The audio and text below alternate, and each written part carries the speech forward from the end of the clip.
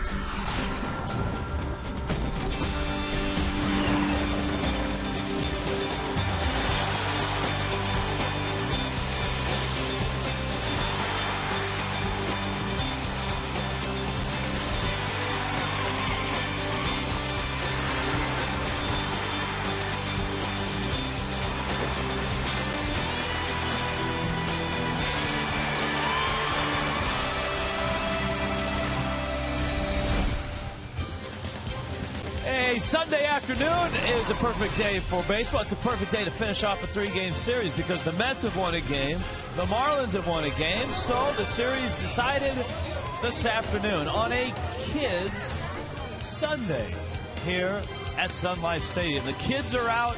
They got their gloves, the hats, the sunscreen.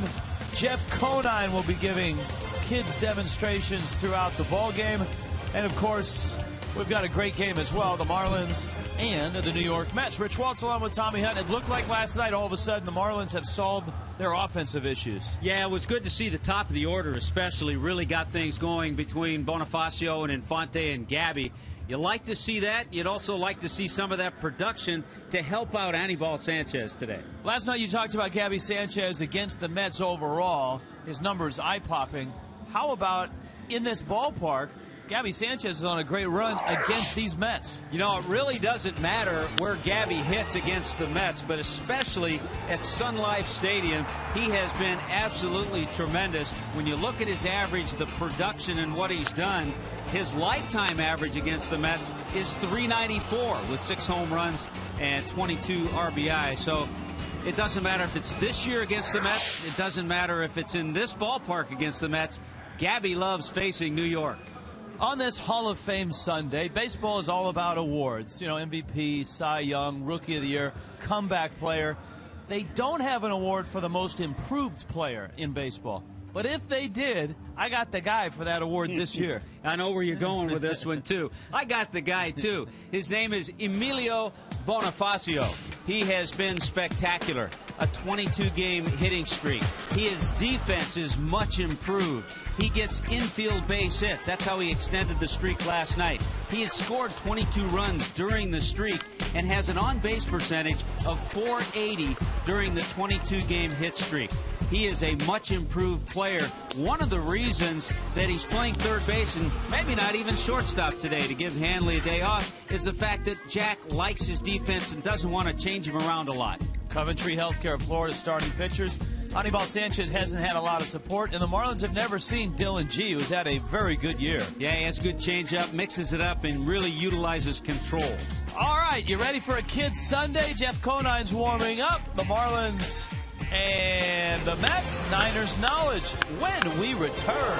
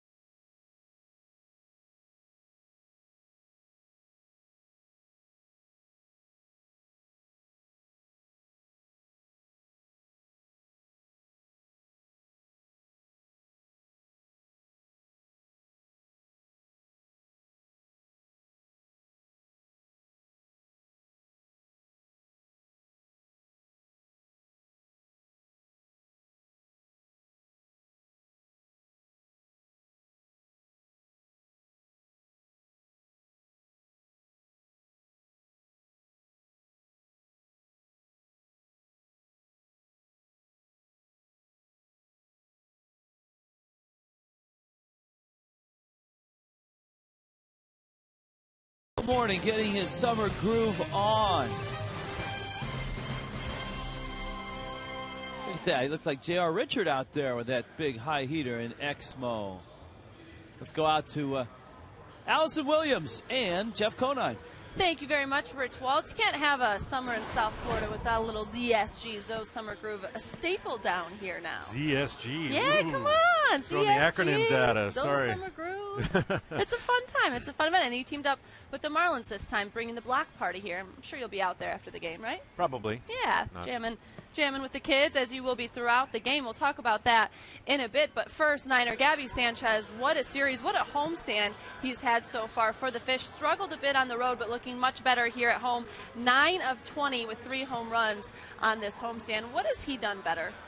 Well, I think the secret to his consistency is he is very he does very well, is making adjustments during an at-bat. He might take a swing at a pitch that's out of the strike zone and look horrible on it. You're thinking, oh my gosh, he's really off.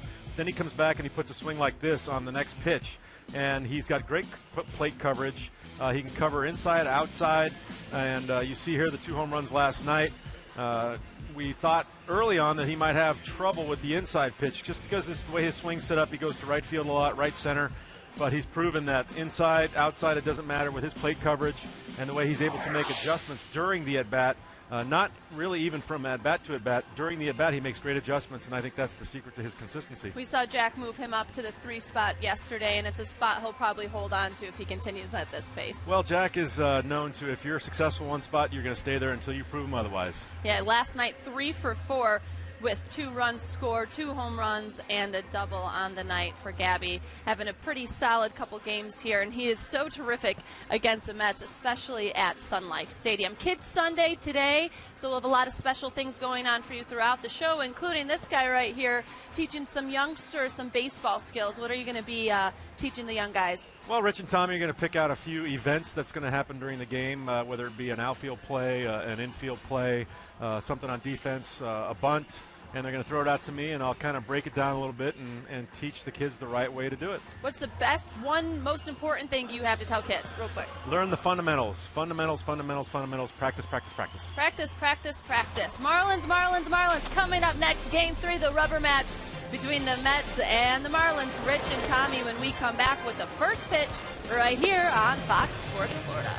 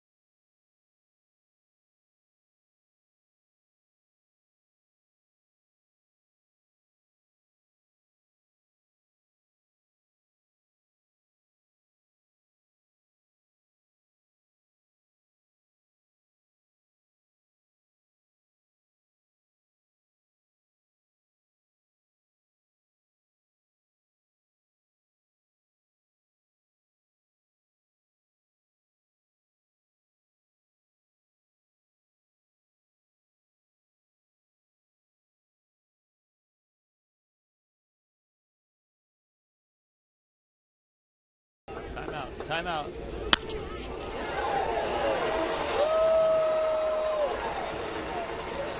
Logan Morrison has just picked up Jose Reyes' line drive in left field. The first pitch of the game, Reyes jumped on it and drives it into left. So The Mets are off to a good start. Reyes against Anibal Sanchez.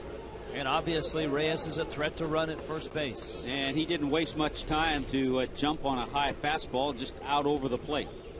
Justin Turner, Carlos Beltran against Sanchez, who's making his first start against the Mets this year.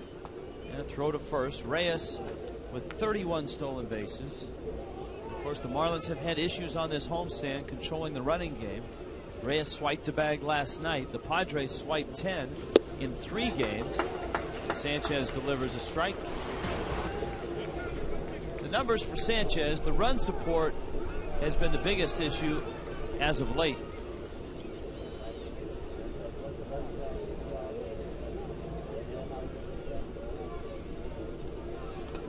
Yeah, if you look at the last 6 starts, the numbers pretty good, and you would think maybe there'd be some more wins mixed in there, but the run support he just hasn't gotten. Last time he won a game was June 10th. Sanchez misses. Mike Milchinski is the home plate umpire with Mike Winters, Mike Everett, and Chris Guccione. Turner, a rookie and having a nice year and a good series as well. He's 4 for 8 with 3 walks.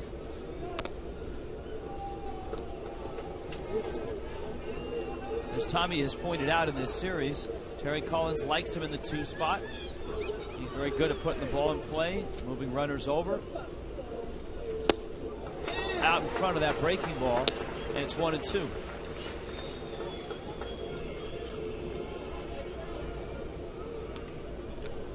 Mets and Marlins have split the first 2 games.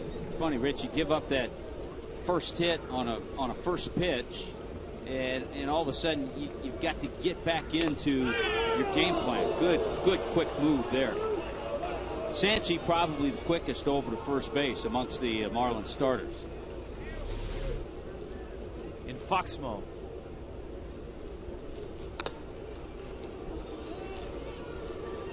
Just got back in. Just the fingertips on the end of the bag. And on the corner. That's a good tip for kids. Go back to that corner. Makes it a little further. Whoa! A little further for that first baseman to come down with a tag.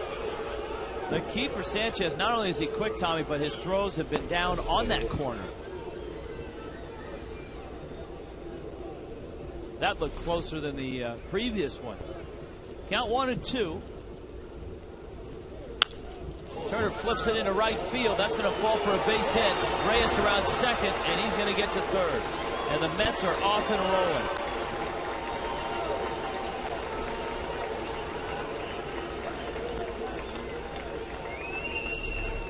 The Mets lineup brought to you by Warren Henry.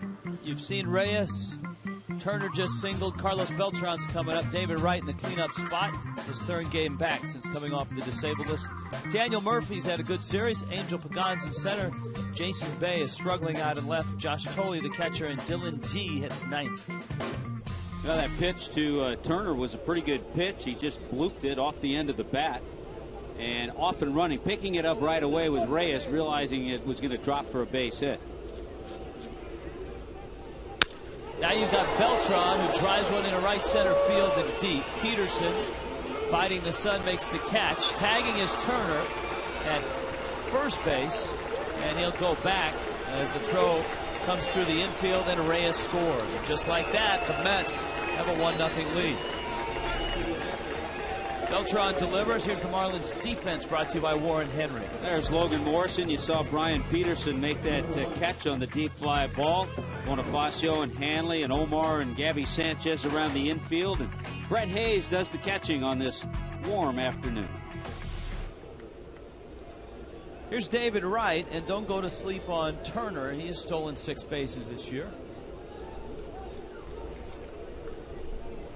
It is a bright day, as you can tell, with Wright hitting with sunglasses on. He swings and misses. I think a couple of things, Rich. Anibal has established with Reyes when he was over there that he's quick to first base. So it might make other runners think just a little, and if they shorten up a half a step, sometimes that's the difference in getting a guy at second base.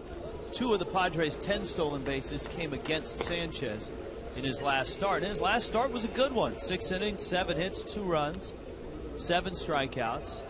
But the Marlins didn't score, and the Padres won the ball game 4-0.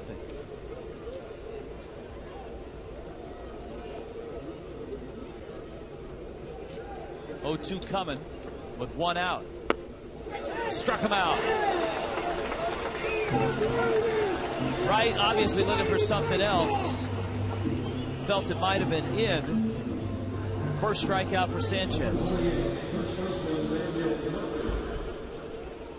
Well, I tell you, that looked like a pretty good pitch. Great movement. And this is where a pitcher, and so far it looks like Sanchez has done this. You know, you give up the leadoff single, the bloop base hit, all of a sudden a sac fly. The Mets put a quick run up there. But he's gotten back in a good groove, and he's made good pitches. Now Daniel Murphy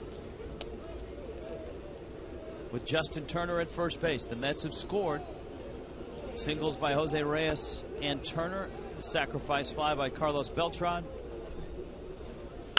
And Murphy fouls one out of play. Murphy, 2 for 8 in the series, has driven in a couple of runs. We talked about him last night. He is one of the hotter hitters in baseball since late May.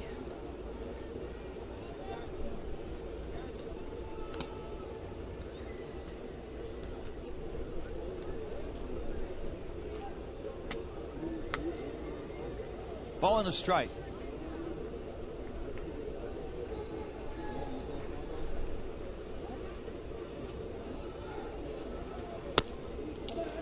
Sanchez misses away, and it's 2-1.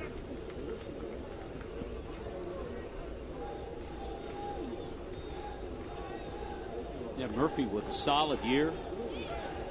The doubles, 42 RBIs. Off the end of the bat, and it rolls up the third baseline, just to show you how hard it is to hit 300 in the big leagues. Murphy is doing that. He's at 303. That's 10th in the National League. Well, it's been documented. Averages, runs, a lot of those offensive numbers are down this year compared to the last few years. That one fouled out of play. The 10th best average in the American League is Alex Gordon of Kansas City at 302. So it's in both leagues. Terry Collins has done a nice job as the Mets manager in a very difficult year, both on and off the field, with the financial mess that the Mets ownership group is in, with the injuries that he's had to deal with. Up the middle into center field. Murphy has another hit. Turner's on his way to third, and the Mets will go first to third with the best of them. Have done it twice here in this inning. Angel Pagan coming up. You know, the Marlins want to get out of that first inning run mode. They did that last night and won the game, but so far the Mets on the board here. All year cooling brings you the weather. 92 degrees. Clear and hot. Look, Tommy, a monkey. Is that a monkey or an orangutan? Crackstaff says orangutan, so you're right.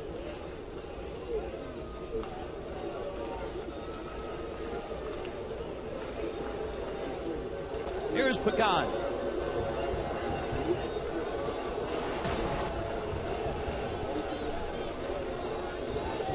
Mets at the corners.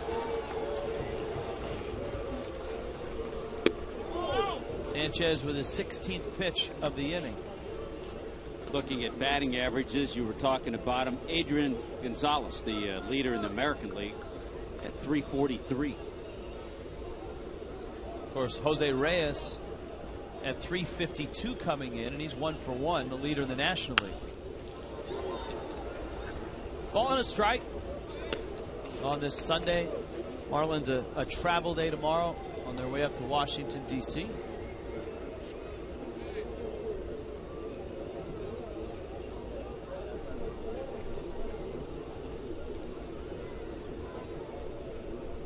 The Mets are headed to Cincinnati to take on the Reds.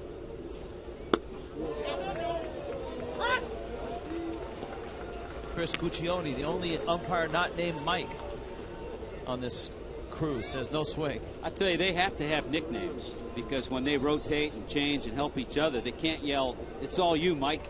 Well, I mean, you heard Mike Molchinski yell, "Chris." Outside corner. Yeah, that Mets series in Cincinnati starts tomorrow night. It's a 4-game set.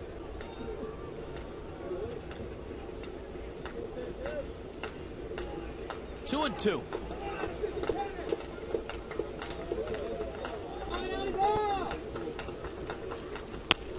Breaking ball, ground ball.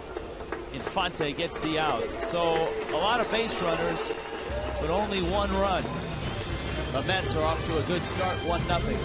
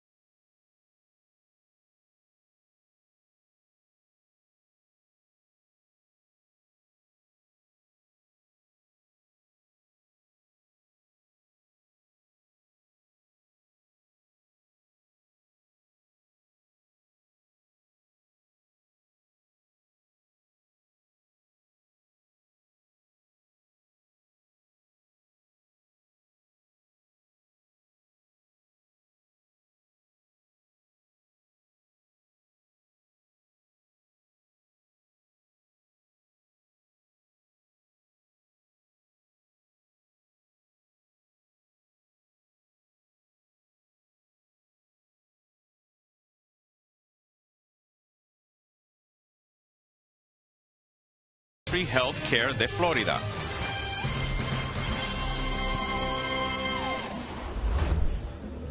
Well, the Mets get a run on the board. The Marlins will try to answer now with this lineup, a lineup that was hot last night. It's brought to you by Warren Henry Automobiles. 8 runs on 11 hits last night from Emilio Bonifacio, Omar Infante, Gabby Sanchez in particular. Hanley has cooled down. Logan Morrison homered last night. Mike Stanton's in right. Brian Peterson the start in center. Brett Hayes spells John Buck. Anibal Sanchez hits ninth. And here is Bonifacio with a 22-game hitting streak. Dylan G turns and fires a fastball that misses in. That 25-year-old right-hander had a little time. 5 starts with the Mets last year, but was terrific in the International League and off to a great start this year. He's been a solid starter in that Mets rotation. Yes, he has. And a very pleasant surprise for everybody involved in the Mets organization.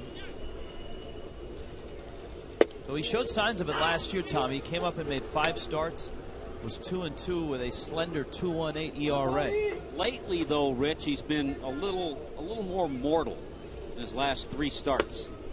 He got off to an 8-1 start through June.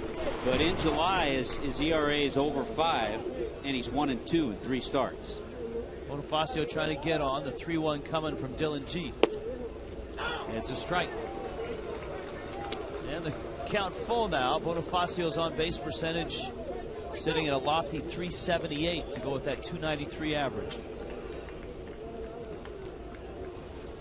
3-2 line drive, base hit right field. 23 straight, and Tommy, that's a great at bat to illustrate the progress that he's made as a hitter.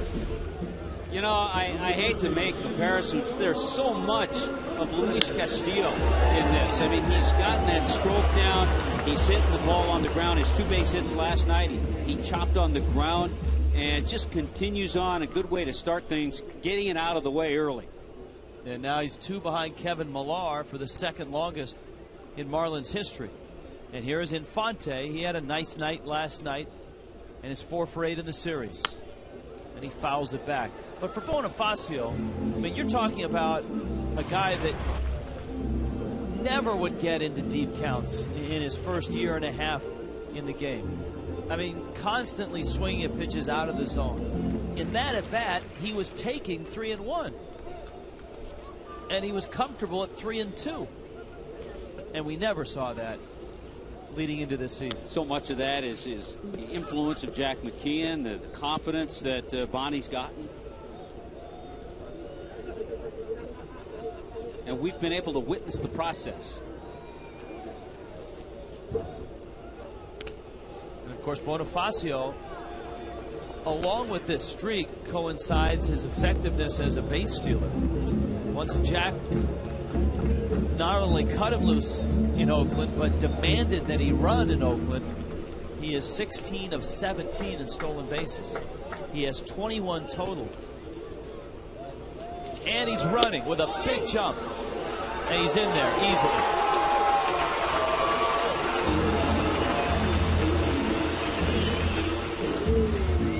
'22nd on the season. Boy, it's just fun to watch, and I agree with you. In our open, you brought up, it's too bad there's not an award of the most improved player in baseball, because you're looking at him right there. Now let's see with a count 1-1 if Infante can move him over. He'll try. Liner into left field. That'll get him over. Up with the ball is Bay. Bonifacio held there. And the Marlins are set up at the corners. So the Mets open with a couple of hits. The Marlins do as well. Here's the Mets defensively. Brought to you by Warren Henry, Jason Bay, Pagan, and Beltran in the outfield. Wright and Reyes, Turner, Murphy. And behind the plate is Josh Tolley. I like the adjustment of Omar Infante. There are times that he'll try to take that inside pitch the other way. I think he said, okay, they're going to come inside, knowing that I'm trying to hit the ball the other way, and he pulled it into left for a base hit. Now Gabby Sanchez, who had an enormous night last night, and he swings at the first pitch and fouls it back. Omar Infante, Rich, is now 7 out of his last 13. He's at first. Bonifacio across the diamond at third. Gabby last night doubled in the fourth. 2-run homer in the sixth. 2-run homer in the seventh.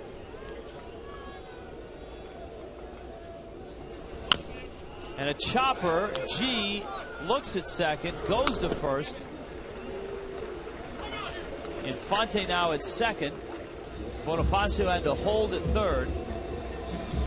And here comes Hanley Ramirez. I think G kind of surprised Gabby, got that fastball on him quickly. Now he's going to leave it up to Hanley.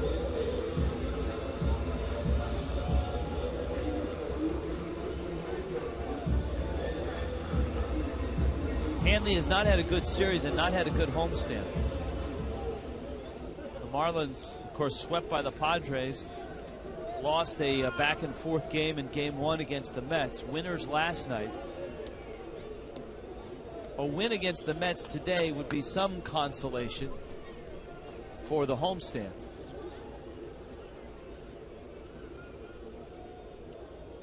Infield is back with 1 out. And Bonifacio at third, Infante at second. G misses. That's a changeup. First pitch changeup to Hanley.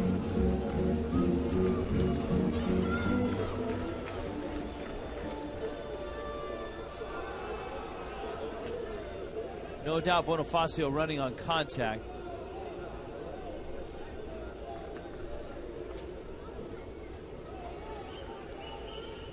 G's 1-0.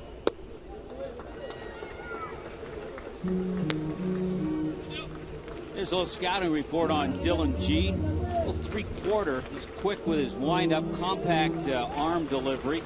And we've talked about that very good changeup. A 21st round draft pick out of the University of Texas, Arlington.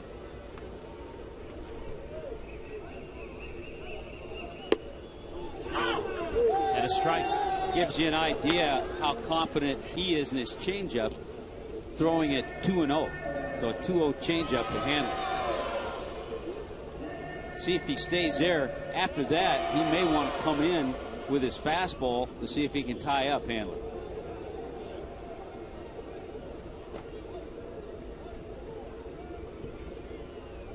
Two-one pitch coming. He tied him up. Came in with the 90-mile-an-hour fastball. Now it's 2-2.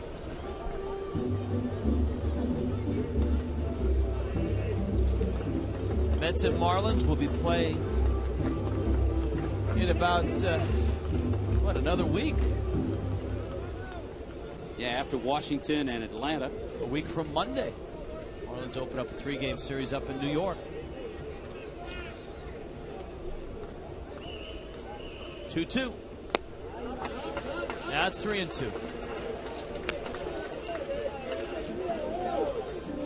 Logan Morrison on deck. You see how far Morrison stands on deck? He now stands all the way in front of the Marlins dugout. Remember, he was hit by that foul ball last year in a very scary moment. He's a good ways away. 3-2, hit hard on the ground. That'll do the job. Bonifacio scores, and Hanley is out. But he hit it well, ties the game, and gives Morrison a chance for an RBI. Well, it was yesterday that Jeff Conine on Marlins Live talked about productive outs. There's a great example. If you strike out, it's not a productive out. You don't get a run. Productive out there, Hanley gets the RBI, the Marlins get a run. And now Morrison going with the high socks will stand in. You still have Infante out at second base. Morrison has been the Marlins' best RBI man this month. In fact, he's been one of the majors' best RBI men this month. Has to shuffle his feet. 22 RBIs this month. It ties him with Nelson Cruz for the major league lead.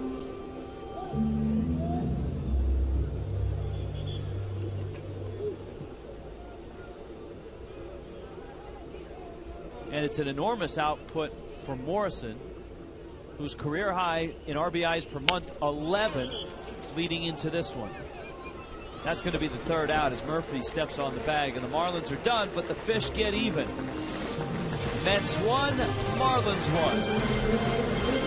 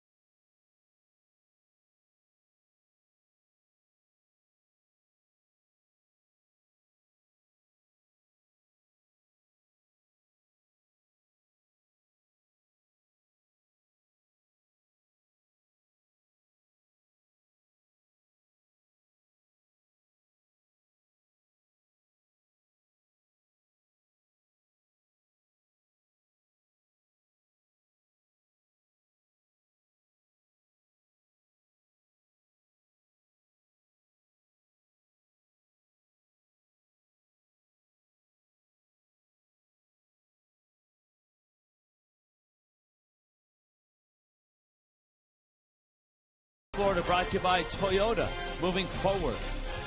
By AT&T.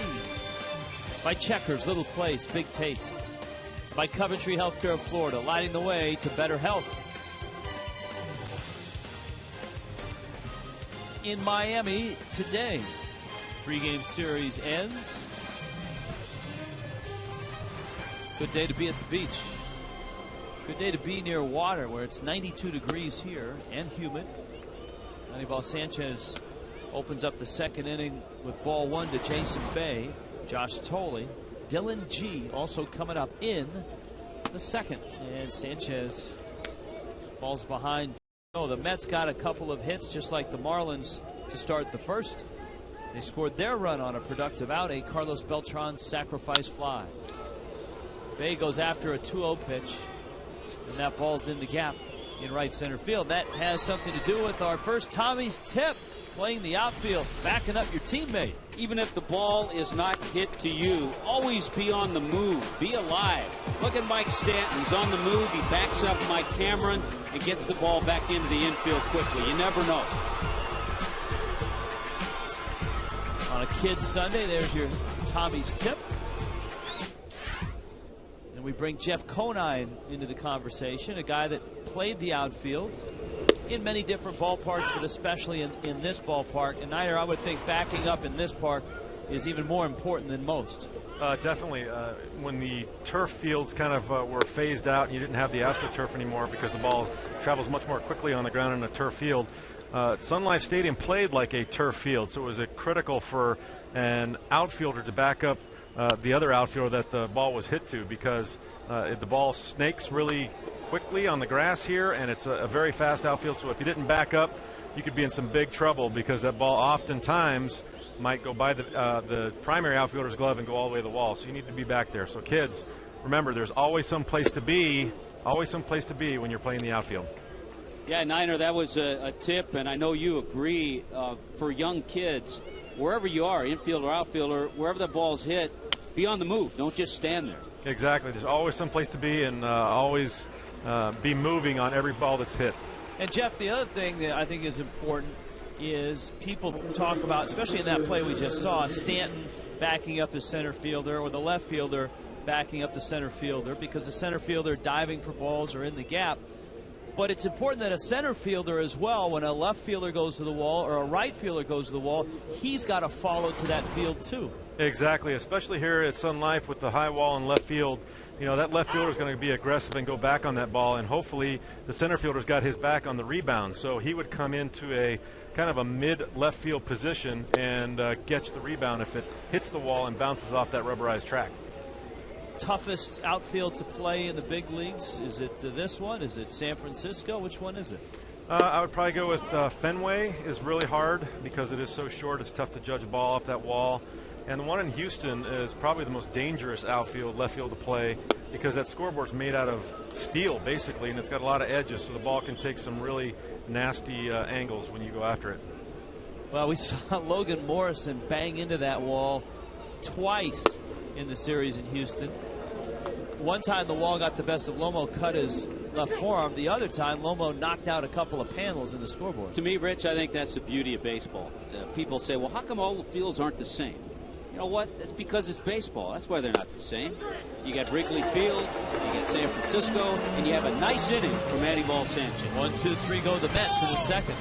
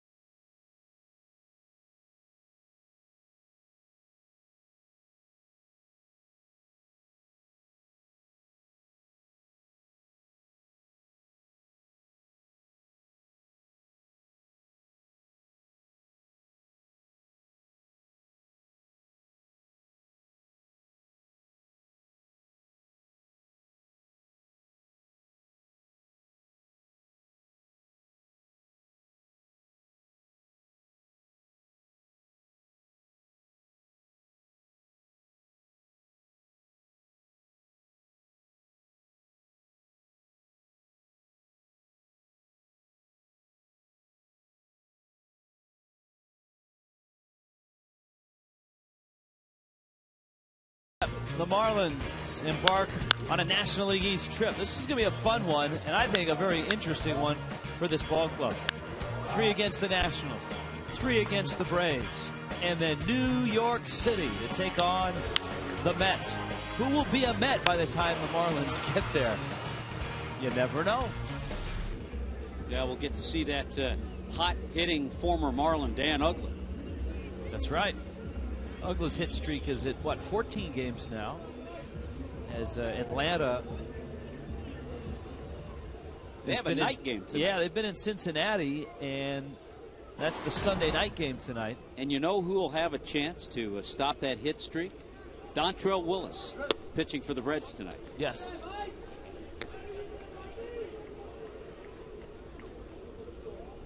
Mike Stanton, Brian Peterson, and Brett Hayes. And Stanton fouls it back.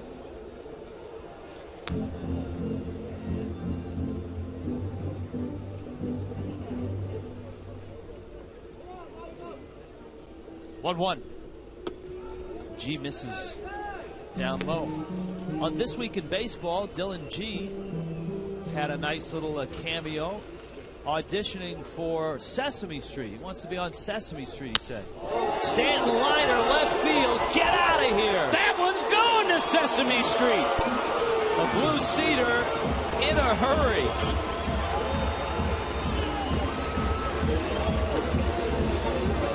Now, one of these things doesn't belong in the ballpark, and that's a fastball down the middle to Mike Stanton.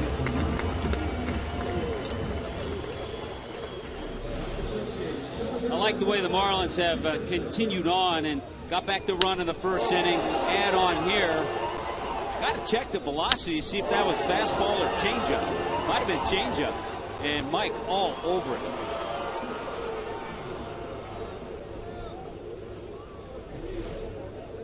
Here's Brian Peterson. And Peterson takes a fastball inside. So 22 home runs for Mike Stanton, equaling his output of last year. And the Marlins have a 2-1 lead. Kind of interesting. Mike hit his 22 last year in 100 games. And this is his 96th game this year. So if you project him to play in 150 games, say, he could end up with 30+ home runs. He should.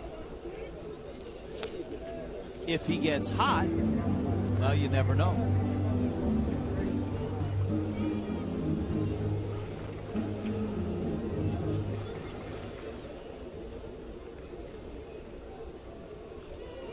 Here's the 2-1 pitch. You know, watching that shot there with Stanton sitting next to Mike Cameron, one of the things you always do with a veteran player like Cameron who joins the team is you wait about a month and then you sit down with them and you say, all right, what do you think? What have you seen? What do you know? Fly ball to left, Bay comes in. Because you want to get Cameron's perspective on Logan Morrison, Mike Stanton, Hanley Ramirez, the ball club as a whole. I mean, Cameron's been on some great teams. He's done an incredible amount of things in his career, so he's a great sounding board. And it's great to see Mike Stanton sitting next to Mike Cameron. Brett Hayes now.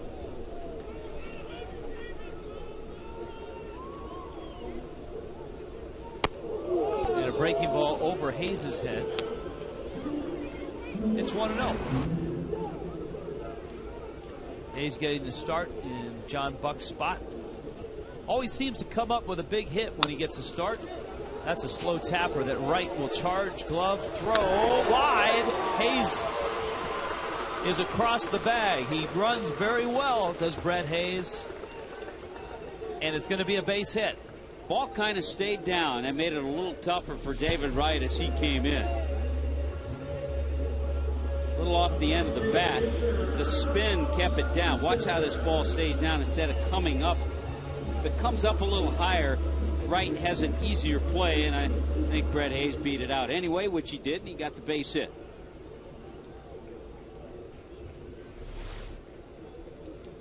So with one out, that means Anibal Sanchez can try to bunt Hayes to second.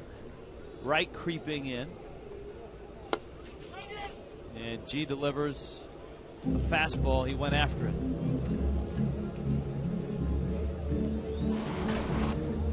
Sanchez trying to help himself out.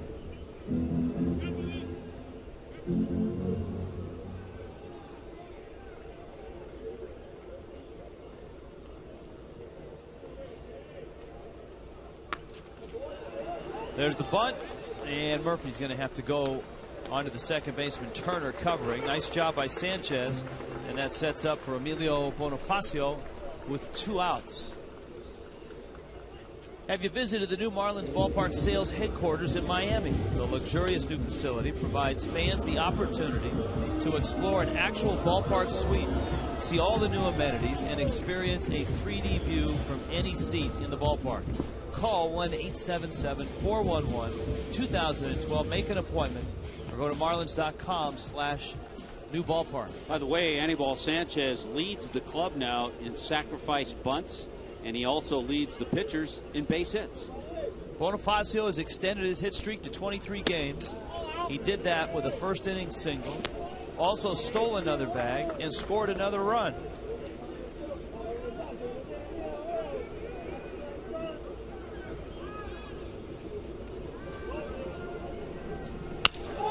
There's a liner to center field. That's a base hit. Here comes Hayes. Pagan's throw. He's in there. And Bonifacio's already at second base. And it's 3-1. God, nicely done. You get the infield base hit of Brett Hayes. You get the beautiful sacrifice bunt by Anibal Sanchez. And then Bonifacio off the end of the bat drops it into center field. And he brings home Brett Hayes. So we've seen power in this inning, Mike Stanton home run, and we've seen some little ball in this inning.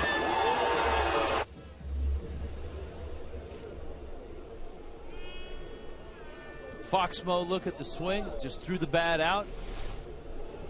And now Infante's up. Bonifacio's at second. Dylan G gets a letter high strike. And alertly, Bonifacio moved on to second base when he saw that throw missing the cutoff man from Pagan. He almost beat Hayes going from home to second, with Hayes having a lead going from second to home. Infante to center, that ball turning a bit, and Pagan plays it well and makes the catch. Alonzo Mourning, you saw his first pitch. He's coming to the booth when we get back.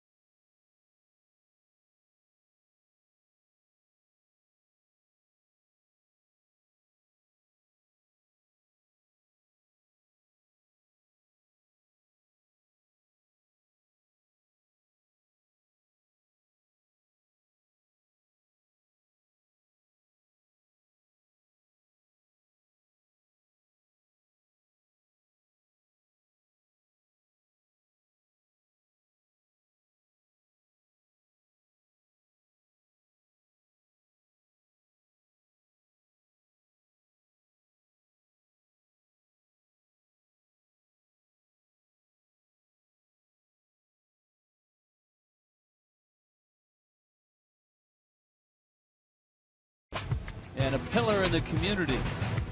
Alonzo Mourning, who did so much on the court and continues to do so much off the court, including throwing the first pitch out of this ball game, and he joins us now in the booth.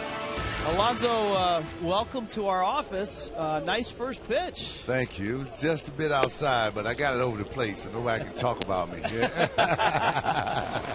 It was like, just get it over the plate. Don't throw it in the dirt. Yeah, we watched you because we were watching you down there warm up. And we could see that you were having trouble actually fitting your hand in a glove. Whose glove did you get? I don't know. They just grabbed any glove. I said, come on, how are you going to do this to me? You got to give me a glove that fits. And then I thought about it. Most of these guys are a lot smaller than me. So you wouldn't find a glove that would fit these big old paws, you know. But it all worked out, you know, and we had fun doing it. Well, a true professional that you are, you wanted to get the glove because you wanted to warm up and get ready. I wanted to get ready, man. You know what? As you get when you get over 40, things don't quite work the way you want them to work. So you got to, you know, I had to spray a little WD-40 in the joints and get out there and throw a couple. See, there's the glove. We got you with the glove. How you did, you right? Yeah. Now you are here. Like a natural out there, yeah, man. you do. Yeah. All right, a little follow-through and everything. Now, your Summer Groove is one of the great events in charity events in Miami and in the NBA community as well. And I know you're partnering with the Marlins today as well. Tell us about that. Well, this has always been since day one. I wanted to create an atmosphere for the community to come out and enjoy themselves, you know. And this is a culmination of all of the events that we've had this whole week, and something for everybody in the family to come out and enjoy. And this is like a family festival style block party where people can come out and enjoy themselves. We'll have prizes, food, games, and little music, entertainment, and what have you. You know, we have also free health screenings as well for children and families out there as well. You know, so it's just a fun-filled atmosphere for the community to come out and enjoy themselves. You know, I'm blessed to be able to partner up with two very respectable organizations like the Marlins and the Dolphins. You know, for you all to come out and help me create this atmosphere. You know, that will enable people to come out and enjoy themselves for free. You know, this is a free block party for everybody, free parking, free everything. Come on out in the community and enjoy yourself this afternoon. 2 outs in the third. Sanchez misses outside. Who inspired you to start your charity event and get so involved in the community? Well, first of all, the actual Summer Groove was inspired by Magic Johnson. You know, he had his Midsummer Nights event that he used to put together in Los Angeles. He invited me back in '92 when I first came into the league, and I said, you know, this is impressive how he just really created an atmosphere for Los Angeles to come out and enjoy themselves. And I said, once I get in a community where I'm going to be there for a good portion of my career, I want to do the same things. You know, and the creative minds at Nike came up with the slogan Zoe Summer Groove, and the rest is history. You know, but I tell you, the emphasis has truly been on nothing but trying to create an atmosphere for the community to come out and enjoy themselves and know that they're giving back to a great cause and helping young people accomplish their goals. All right, hang in there. We got another half inning. We can talk more about that as the Marlins lead the Mets 3-1.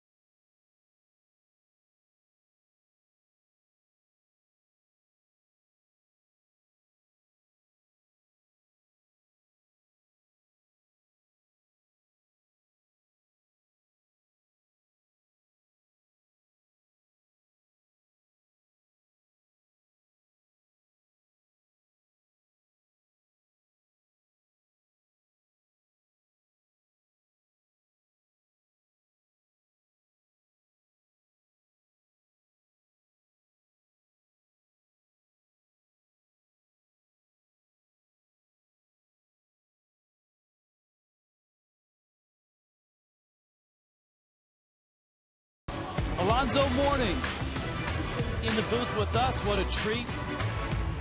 His retirement night, an emotional night. He retired his number, American Airlines Arena, and he continues to give back to the community. Now, you just had to show the tears. Not too many people look at me as a sympathetic type of weeping guy, you know. And you had to show the tears to remind people that I'm human. 3-1 Marlins. Gabby Sanchez is up, and he takes a fastball high. So we're talking about some of the celebrities you get to come out to the groove, and you've really expanded. I mean, not only athletes and entertainers as well. Yeah. The good thing about it is, you know, I've been able to develop a lot of great relationships over the years, and the game of basketball has opened up so many different opportunities, you know, thank God. And we had an opportunity to have, over the years, over the 15 years, we had everybody from Lenny Kravitz to Brian McKnight, Gladys Knight. There's a lot of individuals come out to support us, and this was no different. You know, we had Alicia Keys perform at our dinner yesterday, as well as CeeLo Green, Dave Chappelle, Carlos Mencia. A good friend of mine, Bill Russell, came out to my golf tournament on Friday. I mean, Jason Taylor, Bruce Smith, the Hall of Fame, the list goes on. We had a lot of good people come out and help us celebrate 15 years and create a great atmosphere. Just the fact that you got Bill Russell to come out is impressive to me. I lived in Seattle for 12 years where Bill Russell lives. He's a very private person. He doesn't come out for just anything. Yeah, well, we established a relationship a long time ago when I was 17 years old, and he's great friends with my old college coach, John Thompson, and they were teammates in Boston, you know, so having a chance to meet him back then and really educating myself on his greatness, you know, and what he's done for professional sports all around, you know, and how he's paved the way. He's a pioneer in so many different ways, you know, and he's just an incredible man, a walking history book, man. I had a chance to play golf with him several times, so spending 4 hours in a golf cart with Bill Russell, I mean, just trying to soak up all of that information is pretty amazing, man. He's a good man. Hanley Ramirez going after the 0-1 pitch, and it's fouled into the seats. There's a look at Bill Russell. Yes. His laugh is one of the things. It's a trademark. It is. It definitely is. I actually have that photo in my office, man. That's an amazing photo right there.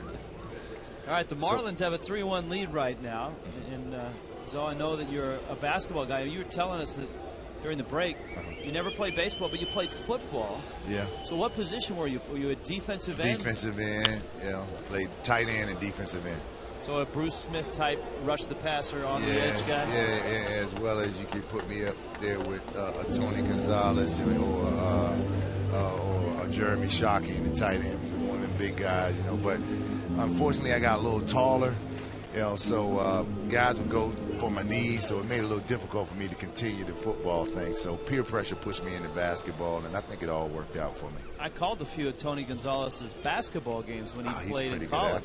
He's a great rebounder. Yeah, great rebounder. We actually, a lot of people don't know, we had him in for a camp. Pat brought him in for a camp, and I remember him back in the late 90s. He came in for a heat camp. It was pretty comical, but at the same time, he held his own. Man, he was a space eater, you know what I'm saying? Big dude, big strong dude. 0-2 to Hanley Ramirez. Gabby Sanchez is at first base. So the summer groove, is it? When is it? Oh, is it over now? Is this the this the last event? This is the last. This caps off the whole week of events, and this is. I can't think of a better event to cap it off with than a community-based event. You know, my focus since day one has been about creating an event for the community, everybody in the community, because we have a multicultural community, and I wanted to make sure we had a little bit for everybody throughout the whole week to enjoy. And the block party that we're doing here after the game, it starts at 4 o'clock, that's free to the public, and with prizes, games, and food, and what have you, and entertainment. Hanley into center field. Very nice. Gabby will stop at second. Hey, man, ever since I've been sitting up in this box, we've been playing pretty well. So we got to kind of falling into place. Yeah, they're falling into place, man. So y'all got to invite me up here a little bit more. Hey, I'll tell you what, next year, all right, when you have your summer groove, okay, bring some of your friends to the new ballpark. Oh, yeah. Looking forward to that. Oh, yeah. And because our booth next year will be even better than this one. Nice. And the view will be even nicer next year. Okay, well, I'm looking forward to that for sure. You can bring Alicia Keys, CeeLo, we'll bring them all down. Plus, you know what? Plus, I heard you have a little bit more shade for people. Air conditioning. Yeah, air conditioning. Yeah. And a pool in left field. Oh, nice. With a bar at the pool. So I get to bring my skivvies with me. You know, show the guns. There you go. No, it's going to be the Marlins are looking forward to getting down close to downtown Miami. We're looking forward to it as well. With very the new much ballpark. So. Yes, very much so. Logan Morrison. Now, this is the type of player that I think you would really love because Logan Morrison is if he were a basketball player, he would be just like you. A blue-collar banger, strong, does all the little things right. I like those types. Does the dirty work. The lunch pail guy. Yes. You know the hard hat lunch pail guy. I like that. That's Lomo. See, that's a great term because that used to be a baseball term from a long time ago that you don't hear as often. Well, I'm old school. Yeah, we're both old school. We can relate. Yeah, I'm old school. I told you. You see how long it took me to get warmed up for that? Yeah, so I'm old school. You know, we need to bring old school back. Old school is good. Old school is good. The Marlins actually have a manager that was old school before they had the term old school.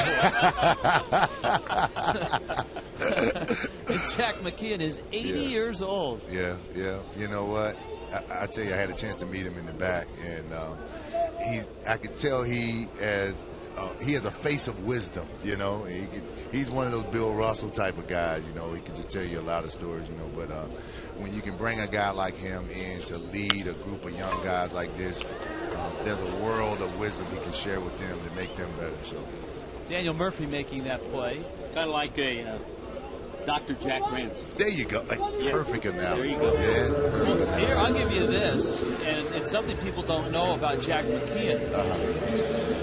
McKeon is from North Carolina, and of course, he was a baseball guy trying to get in managing in the minor leagues. He was an ACC basketball referee in the 60s, and a very good one. In fact, he was offered a job in the NBA as a referee. Well, I did not know that. And decided to turn it down. This is back in the early to mid 60s, before the NBA was really big. I mean, and Jack always wanted to be a Major League Baseball manager, and he decided if he took the NBA job, it probably would take him away from his dream. I tell you what, it didn't take Dick Pavetta away from his dream. Dick Pavetta is a basketball referee, and he's probably Jack's age. I think you remember Dick racing Charles Barkley. Racing Charles Barkley, you know. We can catch Barkley now. Oh, yeah, no doubt, you know. So I could see Jack and Dick, I could see them at the same level, for sure. Now, this is another guy, I know a lot of people are enjoying watching one of the bright young talents in the game, Mike Stanton, who hit a ball up into the blue seats his last time up. Oh, yeah. He was a post-up basketball player in high school. He was. Yeah, 6'5". Nice. Get out of here. Muscle guy. Yeah.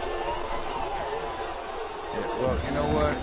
What impressed me about these guys is the power that they have. You know, I look how he's crouched down in that position, or that athletic position, you know, and I can appreciate that because I was a defender, you know, and it's something I took a lot of pride in, you know, so I spent a lot of time in that defensive position, you know, so crouched down in that position, that's where all your power comes from, and look at the guns he's flexing out there as well, you know, so I can appreciate all of that, all that power.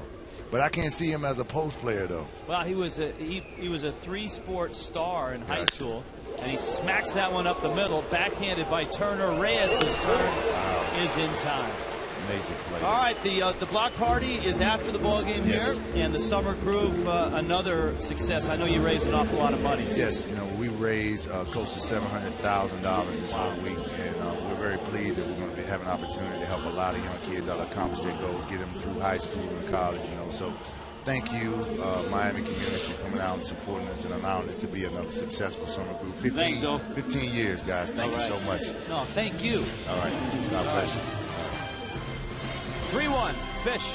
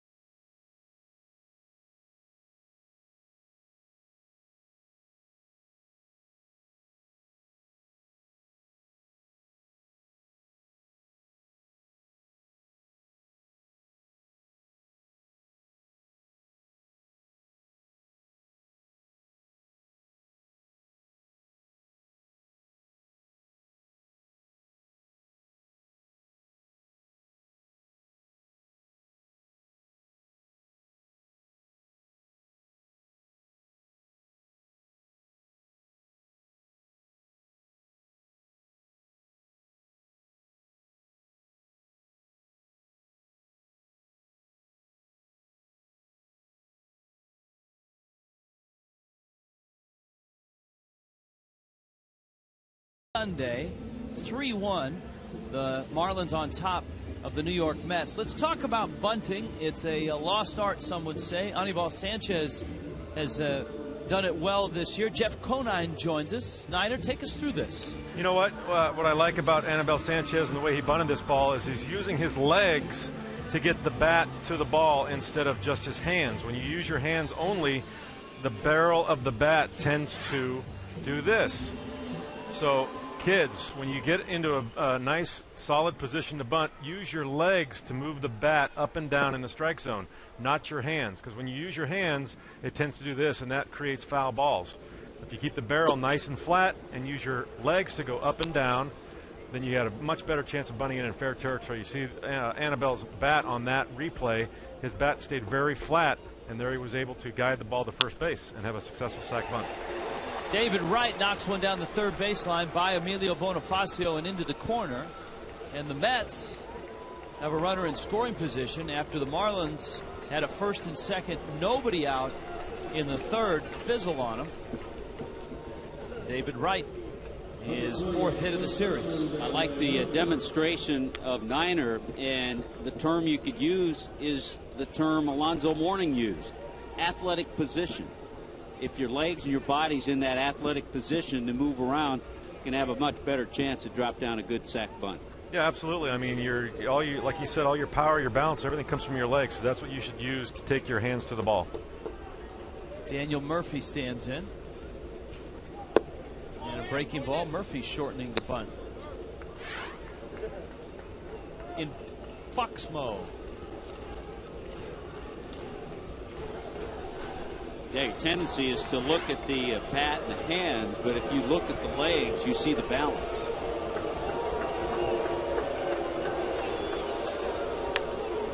There's a nice bunt. Bonifacio is on it. His throw in time. Nice play by Emilio Bonifacio. It moves right 90 feet away, though, with one out, and brings up Angel Pagan. AT&T Trivia. Let's flip the phone, see what we have on this Kids Sunday on a hot day here at the ballpark. We're going Miracle Mets. Tom Seaver finished second in the National League MVP voting. Who was the MVP in 1969? I want to guess it wasn't a pitcher. It wasn't another pitcher, I don't think.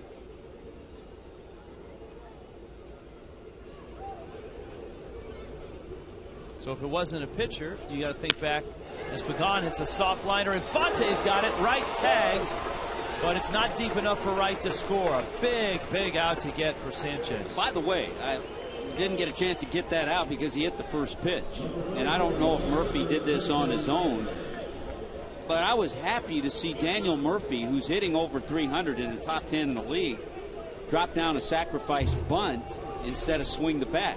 Because now all of a sudden, you got two out, you got a chance to get out of this inning and leave Wright on the bases.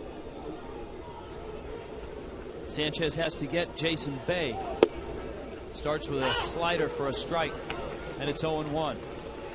Bay is 0 for 5 in this series. He flied to right back in the second.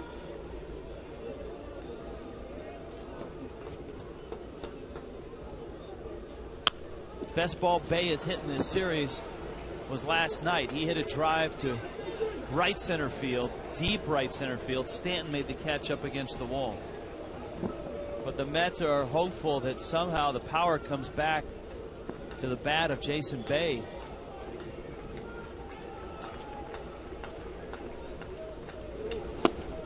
Sanchez misses away. 1-2.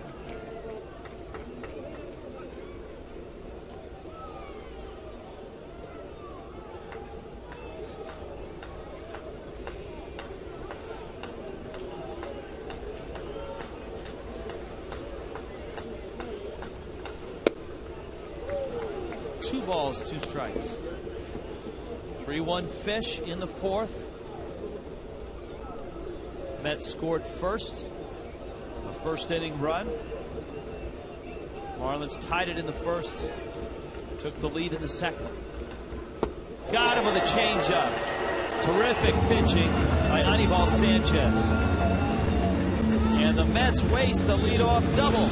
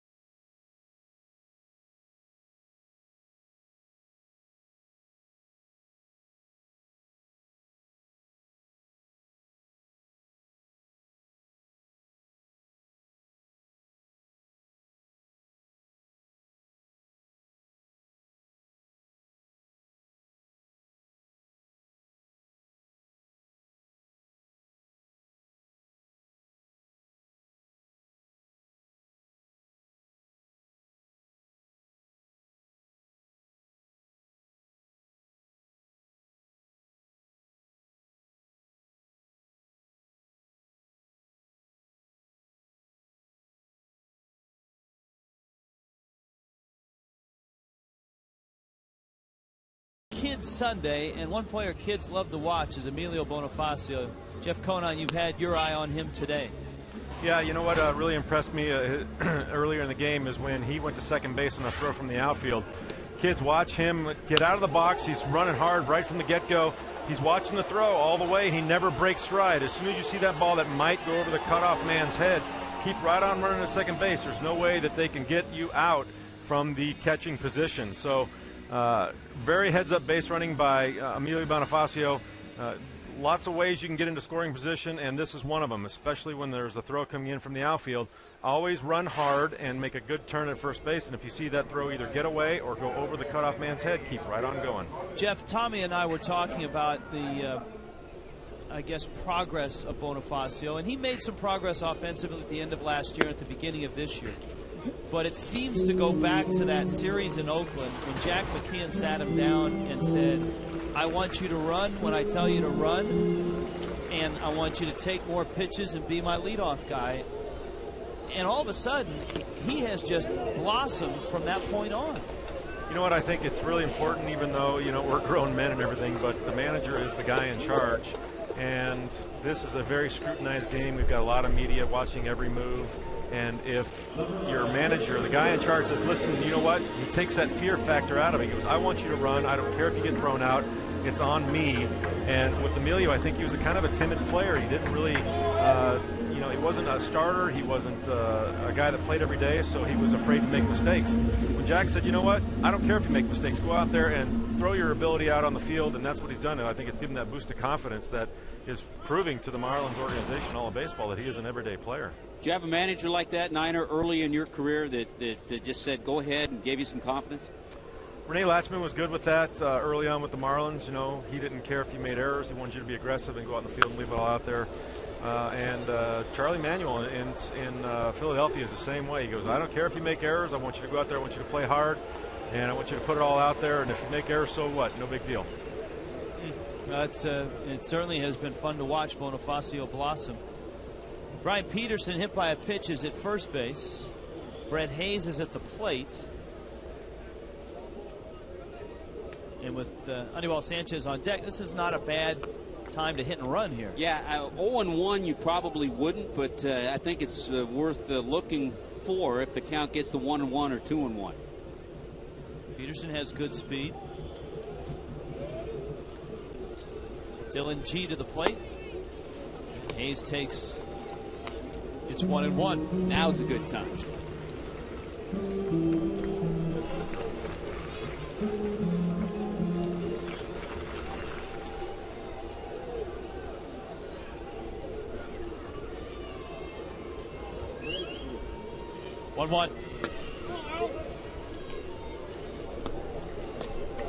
Now it's 2-1, and if the Marlins are going to do something, this would be a good time to do it.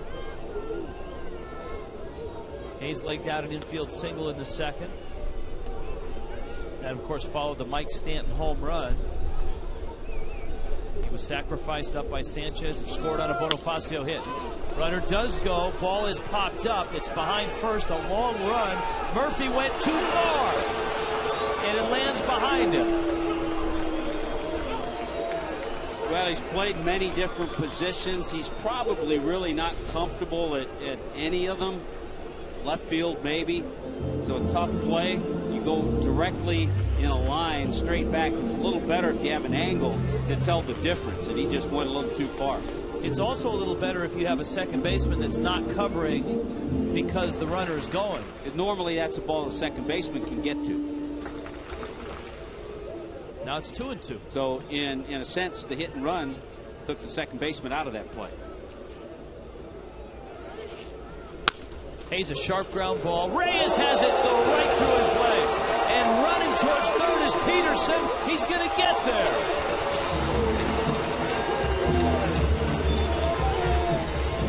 Boy, Hayes hit it right on the button, and it looked like a tailor-made double play ball. Great to see the aggressive base running, too, of Brian Peterson. Peterson has this right in front of him. He sees it skip away from Reyes. Even though the left fielder, Jason Bay, is getting close to it, Peterson has speed. He turns it on, aggressively gets to third base. Good job.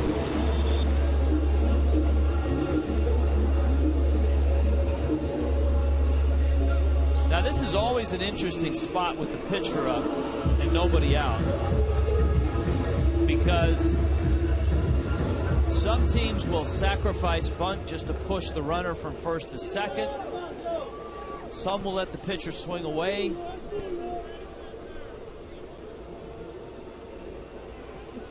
Sanchez is going to bunt, and he sets it down foul. Yeah, we talked about Anibal Sanchez. He's had a good year at the plate. He leads pitchers with 7 base hits, and he leads the Marlins staff with 8 sacrifice bunts.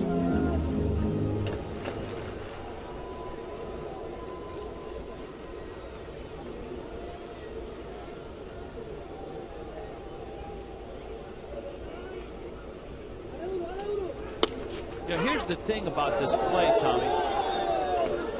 Sanchez is trying to get it down first because Wright was charging at third, but if he gets it down the third base line, Peterson can follow Wright as far as Wright goes down the line. That's a play you and I talk about a lot. I think you used to see it pulled off a little bit more. With nobody out, you're not worried about it too much, though. Joe Madden in Tampa has used that play a lot with a lot of success. Sanchez is squared, sets it down, and it's foul. So a foul ball, and Sanchez strikes out. Watch David Wright at third base. A little deep to the right. Well, Peterson does the right thing. He follows him. That's what you're supposed to do as a runner. Because you know the shortstop's not going to come in behind. The shortstop has to cover second.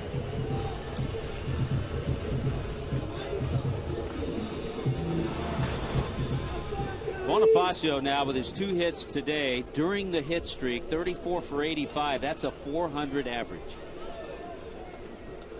And he's inched his season average to 298. And the thing you like here is he's a tough guy to double up. Runners at the corners, 1 out. He tries to bunt, brings it with him, foul. Then it counts 0-1. Our poll question: Tickets of America, should Pete Rose be reinstated by Major League Baseball and eligible to be inducted into the Hall of Fame? Yes. 789-789.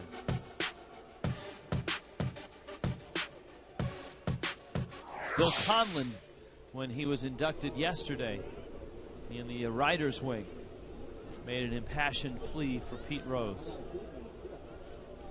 In fact, Conlon's last statement was, "Bud Selig, tear down this band." Well, of course, Bill Conlon, writing for the Philadelphia Daily News in Philadelphia in 1980, when Pete Rose was instrumental for the Phillies winning the World Series that year.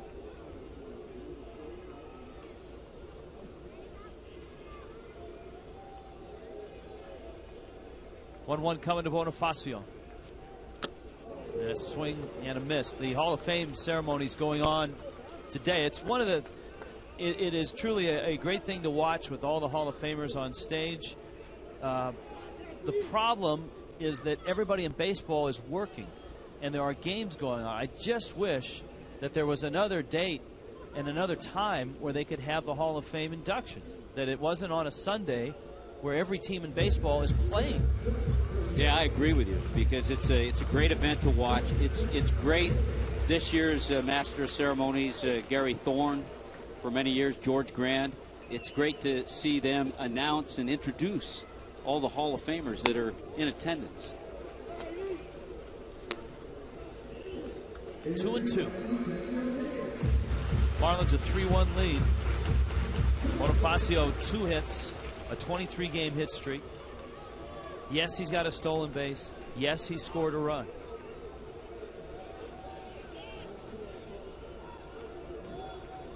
Two again. I think it's essential the Marlins score this run. They had an opportunity in the 3rd inning, and if you keep leaving the door open for the Mets to get back in the game, then they just start having confidence and they'll get a little momentum. So I think it's important the Marlins at least get 1 run here. G looking for a strikeout. Bonifacio for contact. And a line drive at the second baseman, Turner. Well, the Marlins, of course, had a representative go into the Hall of Fame yesterday. Dave Van Horn. What a great moment. For allowing me to share this stage with you. My brother Alan, my in-laws, daughter-in-laws, and its greatest moments live forever. As one who is blessed to have, that was magic. Mel didn't know it, neither did By Sam or Gene Kelly or Chuck Thompson. Dave Van Horn, now a Hall of Famer. And a terrific message. And Dave's speech, a very good one. The theme was magic. Baseball is magic, and all the magical moments that he's had a chance to see and call and be a part of in his long career as the radio voice of the Montreal Expos and the Florida Marlins. That one almost hits Infante. It's 1-1. And Tommy, you're right. The Marlins in a spot where if they don't get anything here, all of a sudden, if they don't get anything here, the Mets just continue to have that feeling, hey, we're still in this game. Marlins had first and second, nobody out in the third and didn't get anybody across. Dylan G way outside. You know, we were talking earlier about Gabby Sanchez and his great numbers against the Mets. 394 coming in. There's another hitter who has eaten the Mets alive in his career, and he's at the plate right now. That's Omar Infante. That's outside. Infante, who is 1 for 2 in this ball game, in his career, is hitting close to 360 against the Mets. Yeah, and this year, 12 for 29 against the Mets. And that's 193 at bats worth. The good sample size. And he takes his walk, and that's going to bring the Marlins' hottest hitter up, Gabby Sanchez.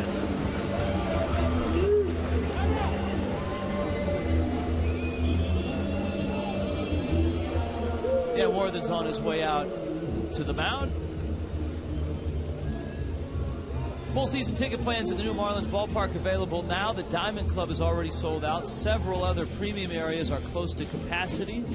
So secure your seats today. Call the new Marlins ballpark sales headquarters, 1-877-411-2012, or go to marlins.com/new ballpark. And there it is, some of the latest video from downtown Miami.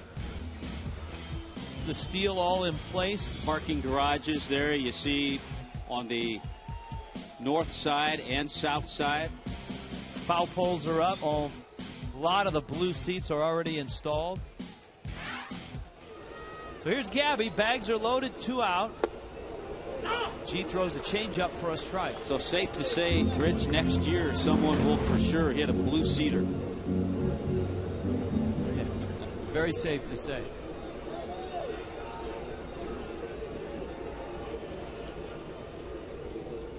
Oh, 1 pitch. It's down low. But there's a lot of, in watching the Hall of Fame ceremonies, a lot of Canadian flavor there with all the Expos hats and jerseys for Dave Van Horn, the Blue Jays stuff for Pat Gillick and Robbie Alomar. G looks like he's just lost the touch out there.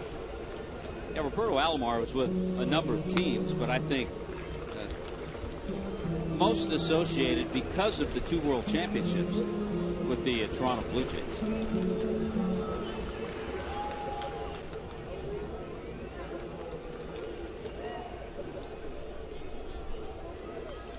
Let's see what Gabby gets. 2-1. Way outside. It's 3-1. Saw a montage the other day of some of the defensive highlights of Roberto Alomar's career. I want to say I'd forgotten how great he was, but I got to see him firsthand, and he was spectacular. Now it's 3-1. G has to come in with a pitch.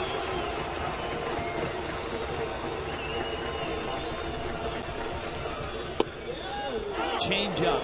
Those are the only 2 pitches he's thrown for a strike in this at bat, both change-ups. You almost had the feeling that he would go with that because he was having trouble throwing his fastball.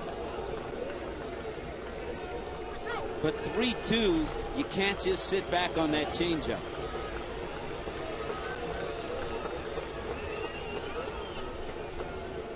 G steps off. Remember, the inning started when he hit Peterson.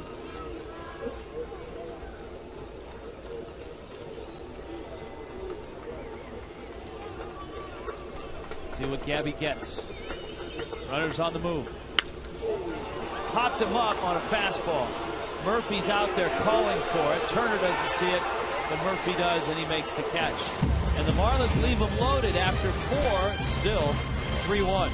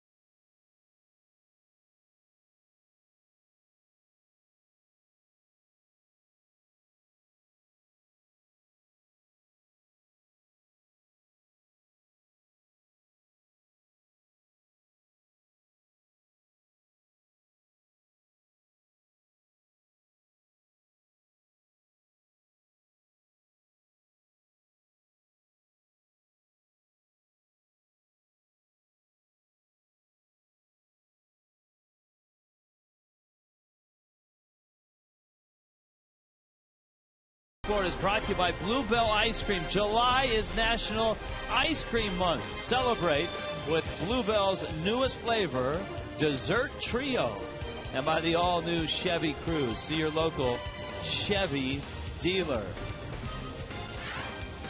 Oh, yeah. A big moment. The crack staff, the crew, all getting Bluebell Ice Cream delivered before the ball game. There's our producer, John Sulzer. Colorful shirt.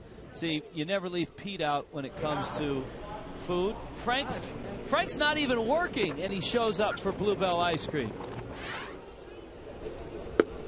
Anibal Sanchez with a fastball and a strike to Josh Thole and Tommy Hutton.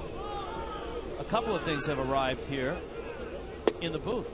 Number one is a book about Bluebell Ice Cream. They wrote the book on ice cream, apparently. They did. And they dropped off some ice cream for me. I changed my vanilla for chocolate, so it's on the way. Oh, I was a little worried because there was ice cream for me and there was none for you. So I've got the chocolate. You've got chocolate coming. Okay. And it's National Ice Cream Month. It's too bad that July has to end. Our thanks to Will from Bluebell, who made the trip out with that secret cooler.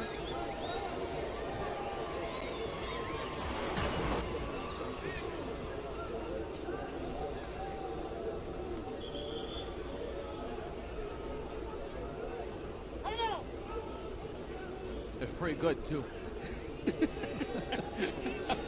Sorry. Here's the 1-1. If I don't eat it, it'll melt by the time we get to the bottom of the 5th. Thing will be a shake. Yeah, it will by the time the inning's over. That might not be all bad. Thole, along with Dylan G, and then Jose Reyes. Yeah, you have to wonder, because there is a little activity in the Mets bullpen. You have to wonder what Terry Collins would do with G, who's on deck.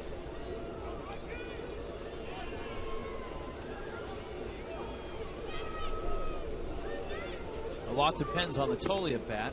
Sanchez misses down low. Anibal Sanchez ran into trouble in the first when Jose Reyes hit the first pitch of the game into left field. Justin Turner blooped one into right, and the Mets looked like they were rolling. They did get one run on the Beltran sac fly. Thole tomahawks one out towards Infante, who picks it up. You know, even Omar Infante makes the snow cone pick look good. But I guess because it's our Bluebell ice cream inning, he decided to snow cone one. But even doing that, and that is a good expression on Kids Sunday. A snow cone, see? But with ease.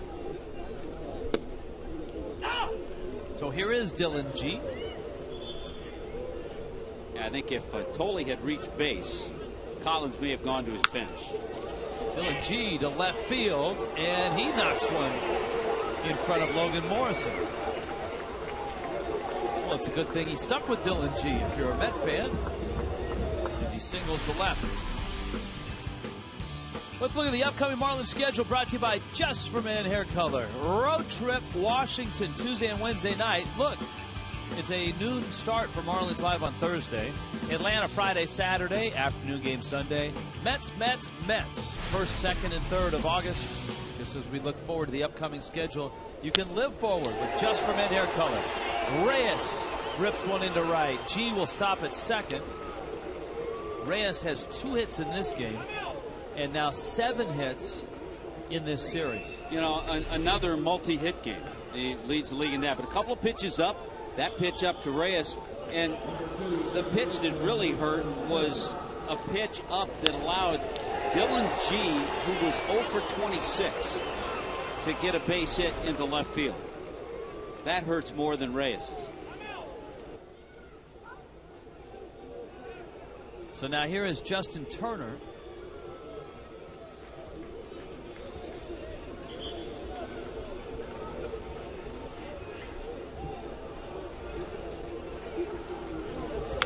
And Sanchez delivers. It's 0-1. You know, the one small benefit the Marlins have in this spot is that Reyes has somebody in front of him on the base path. He can't steal. And he has to be careful. Let's say on a base hit that's hit sharply, he has to watch G to see if third base coach Chip Hale holds him or waves him home.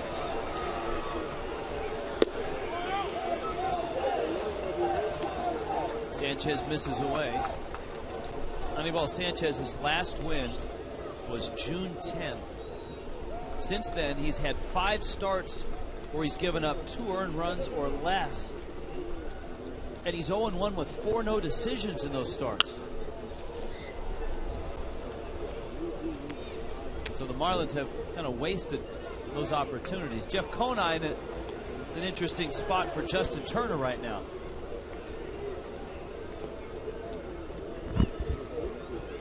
Hello. I'm on. Sorry, bud. That's okay. Well, we got Niner during the Bluebell ice cream inning. You know how I love ice cream. I'm envious you guys up there in the booth getting all these deliveries to you. Good breaking ball from Sanchez to strike out Justin Turner. And a look at the last pitch. You know, Justin Turner has been one of the hottest hitters in the National League the last about a month and a half. He's hitting 349, I think, over his last 40 or 50 games. So he's been an outstanding addition to that Mets lineup. Yeah, he's fit in nicely, that number 2 spot, but he got locked up on a good curveball by Anibal Sanchez. Here is Carlos Beltran. Niner, I want your opinion because Tommy and I have talked about it during the series. Where do you think Carlos Beltran is going to end up? Wow. You know what? I got to give Carlos some props. So when we first saw him that first series, I thought he was going to be so far behind the 8 ball because he didn't have much of a spring training, coming off not much of a 2010 as well. He's really shown me a lot.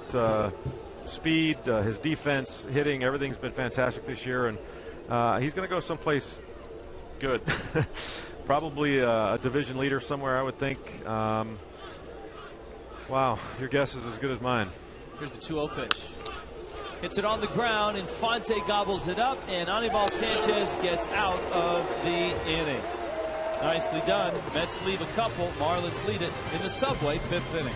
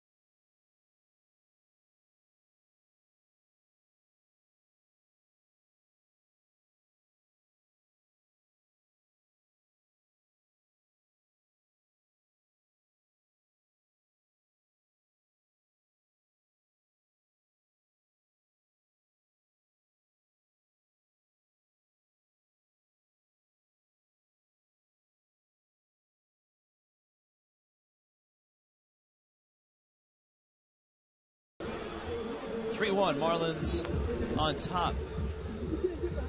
Some Venezuelan fans doing the chicken dance. How about that on a Kid Sunday? Present your Miccosukee Ultimate Rewards Players Club card at the stadium box office starting 2 hours prior to any Marlins home game. And get a $10 discount on up to 8 infield box seats. Offer cannot be combined and is subject to availability. Miccosukee Resort and Gaming.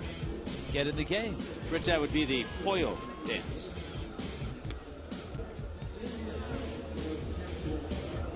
That's the way to go. Got the cool shades, got the cool hat.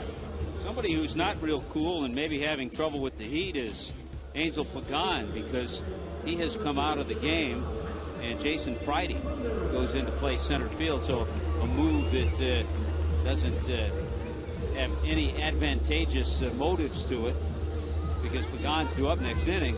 So it must be some kind of injury, or maybe the heat or something is taking Pagan out of the game. Hanley Ramirez is up.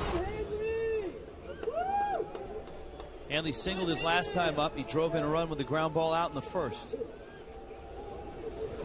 Dylan G just keeps on keeping on. Wriggled out of a first and second, nobody out spot in the third. Had the same spot in the fourth. And the Marlins didn't get a single run in either the third or the fourth.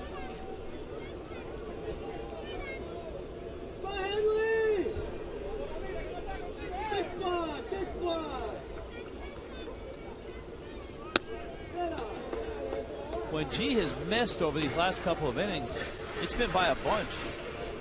It seems like it's been with the fastball, too.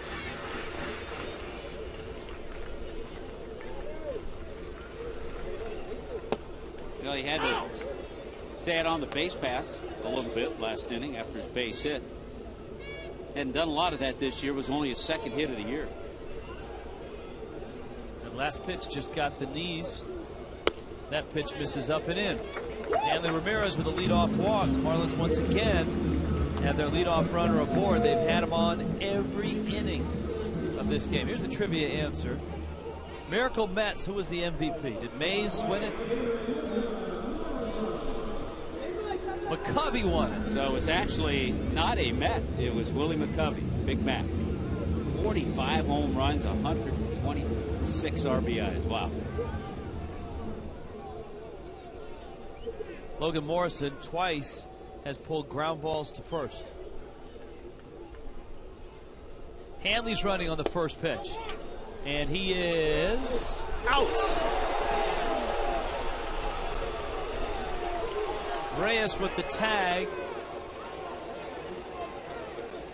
You know, on the year, Rich, Hanley has 17 steals, but he's been caught 8 times. And we've talked about this often. Because of his past shoulder problems, Hanley doesn't get as big a lead as he could at first base, because he doesn't like to dive back to the bag. And because he doesn't get that big lead often on a pretty good throw, he's just out at second base. And he was just out here, Fox Mo shows. Boy, that was close. In fact, it almost looked in that shot like Hanley had the leg over the bag, and Morrison smacks one into right field, a base hit.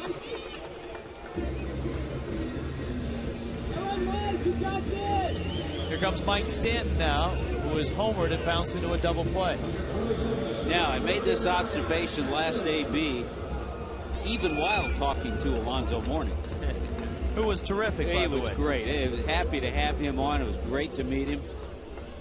But Stanton hit the changeup for a home run. He had a couple of really good fastballs that he just fouled back his last at bat. So G kind of went away from the changeup, but the fastball's been a pitch he's had trouble controlling. Listen. And you know, the ball he hit for a double play was absolutely smoked up the middle. And Justin Turner was just fortunate to get his glove down in time.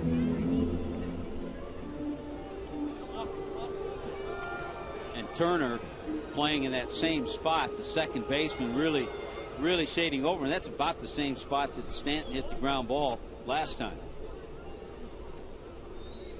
In the quest for bat head speed, a lot of hitters on that bottom hand will bring the fingers off the knob of the bat. Jeff Conine, what exactly does that do for you?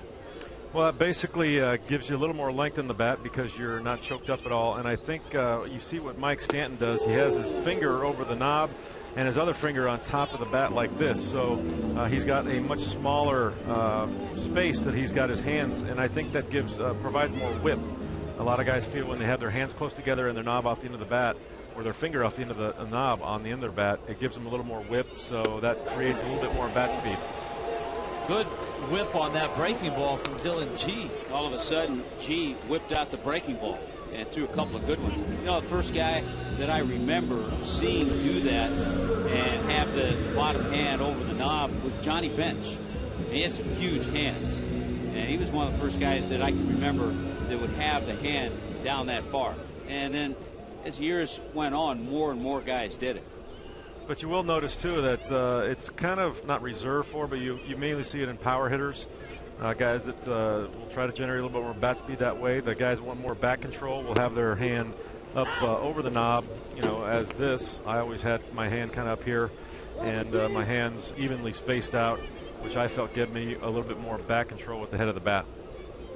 What about some guys will line up their knuckles, some guys will close the hands a little bit. The last grip you just had, you kind of had your hands closed rather than your knuckles lined up. Some hitting coaches like to line up your set of knuckles right here. I think that was an uncomfortable position for me. Other guys you'll see that Brett Boone used to hit like this. I don't know how he hit like this. But for most guys, it's kind of in between. It's just it's a comfort thing, and so you can also get some better wrist snap, because I think if you got too much choked off here, you can't use your wrist as well. I used to kind of free up that bottom hand index finger, the pointer. See, like that? Kind of free that up a little bit. Yeah, too. This didn't really serve me any purpose. Yeah.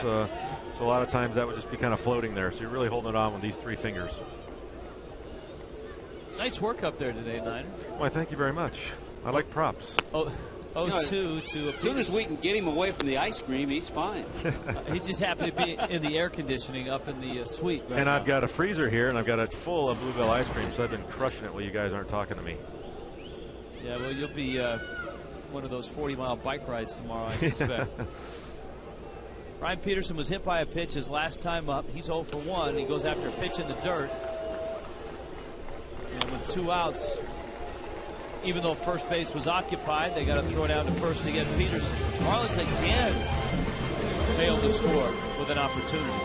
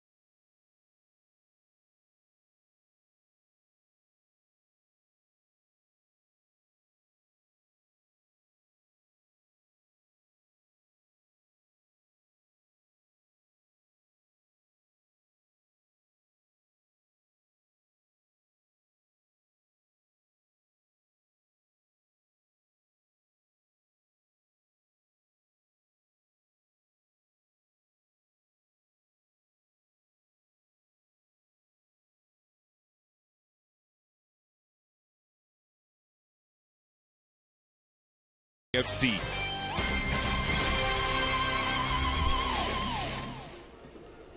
David Wright climbs in a 3-1 ball game. Marlins on top. 6th inning rolls around. Anibal Sanchez.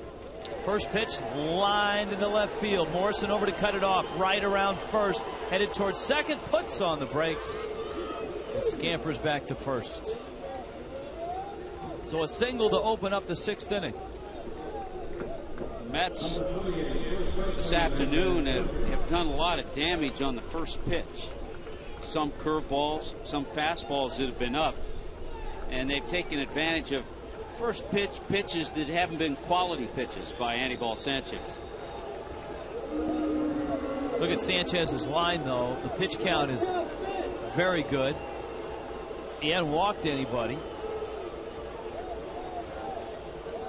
Daniel Murphy up, shoots one into left field. That falls for a base hit. Back-to-back singles to open the 6th. And now you get to the spot where Angel Pagan was. Remember, he came out. Jason Pridey gets his first at bat. The Marlins, on the other hand, man, if they had opportunities.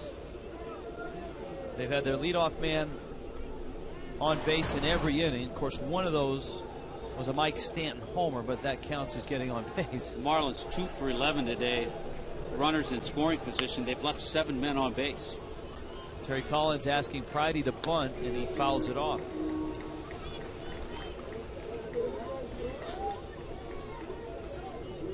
You can see how much he's squinting at the plate. Some hitters, we've seen a few of them. David Wright has done it today. Will go up there with sunglasses on. A lot of times the lenses in those glasses are especially for a bright day like this. You could change the lenses out for overcast days. It's another thing that will be interesting to see in the new ballpark, what the lighting is like on a day game. The bunt, Hayes has got it. There was no one at third.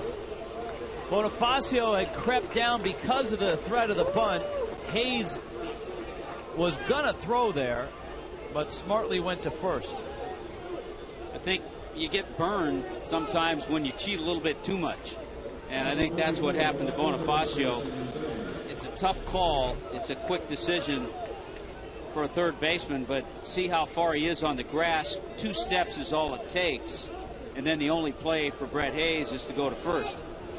But if Bonifacio was a little closer to third, they certainly had a play at third. Now it's up for Jason Bay, who's wearing the shades, to try to drive in this run.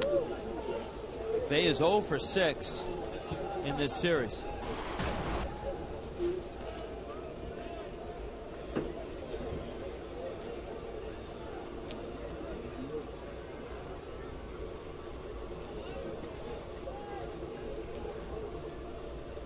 David Wright at third base. Daniel Murphy out at second. Sanchez trying to hold on to this 2-run lead.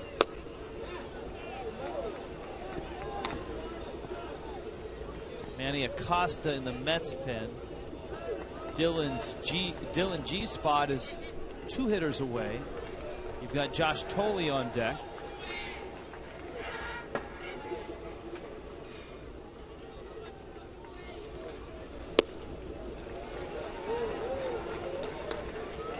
When needed, and certainly this is one of those times, Anibal Sanchez has made some good pitches. He needs to make a couple of them right here. 2-1.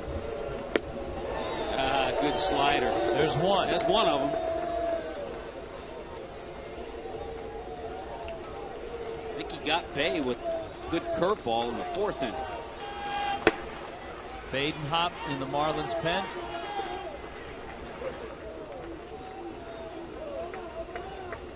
Now the 2-2. Fastball lined in the left field. That's a base hit. Morrison picks it up. Runner held at third. Wright scores. 3-2. Jason Bay drives in his 30th run of the season.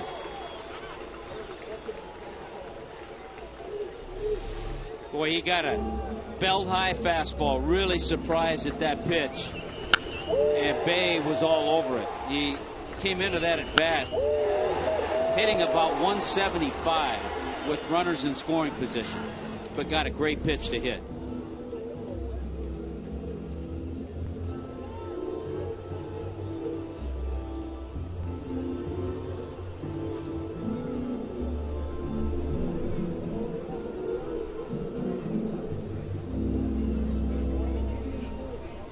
Eddie St. Clair out for a visit.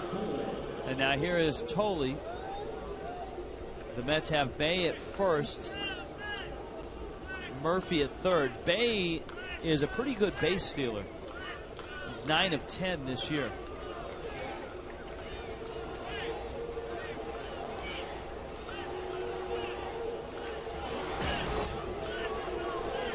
Marlins would love to see another ground ball from Tolley.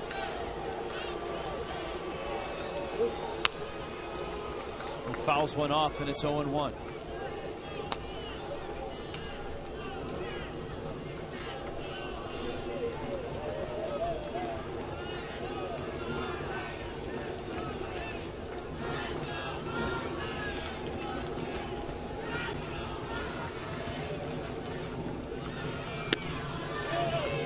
Missed with the 0-1 pitch. A ball and a strike.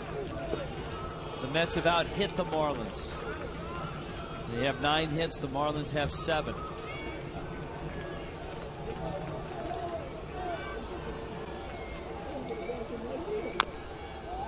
Change up, and it's 1-2.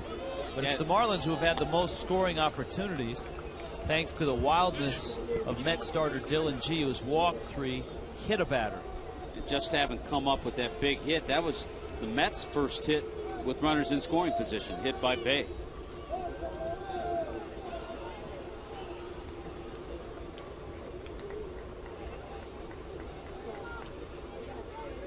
One-two coming. Got him.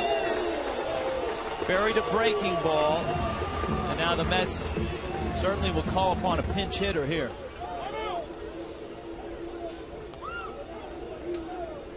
Remember the slider he threw for strike 2 on Bay.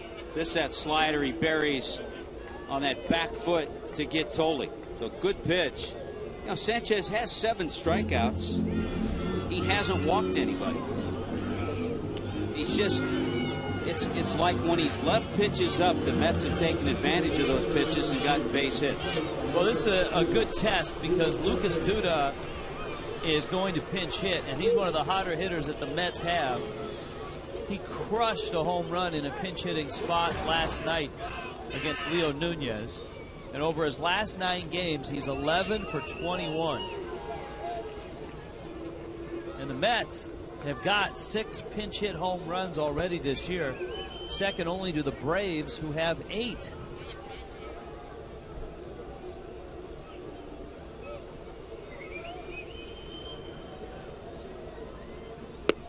The ball Duda hit last night was one of the longest balls we've seen hit by a left-handed hitter in some time in this ballpark. The Marlins do not have a pinch hit home run this year.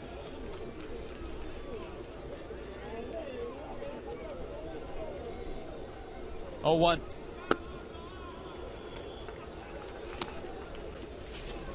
This is the home run. Watch where this ball lands. You kind of gear it off that runway, that tunnel. And it goes over that tunnel a good 10 rows.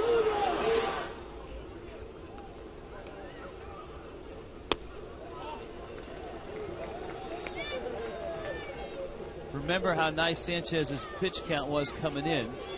JM Lexus presents our leaders of the game.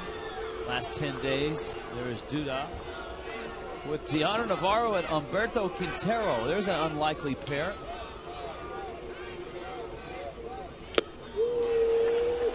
Sanchez had 76 pitches coming into the inning. He's at 94 now.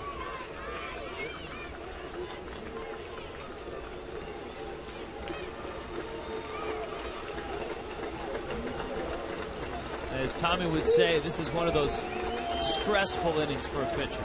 Definitely is, especially in the heat, too. Duda goes down swinging. But the Mets get a run and crawl within 1 of the Marlins. 3-2.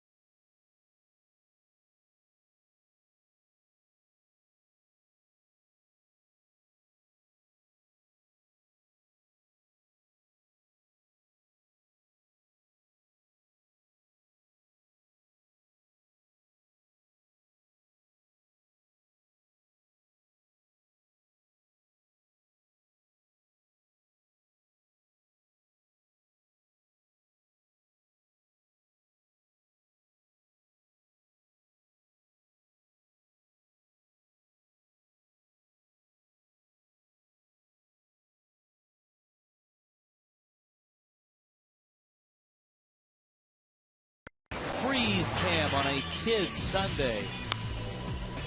How about a foul ball, and how about a souvenir for a kid? Look at the catch.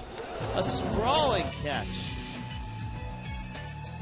That kid must have gone to the Tommy Hutton Baseball Academy. I think he did. He looks familiar. The Frostbrewed Coors Light Freeze Can. And a tip of the cap to everybody who is out here on just a broiling day here in Miami. Next year, air-conditioned comfort on a Kids Sunday.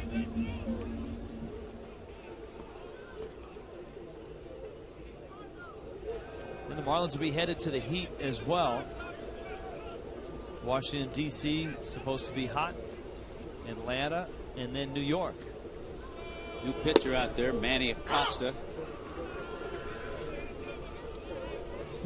Dylan G went 5 innings, 7 hits, 3 runs, 3 walks, and 3 strikeouts.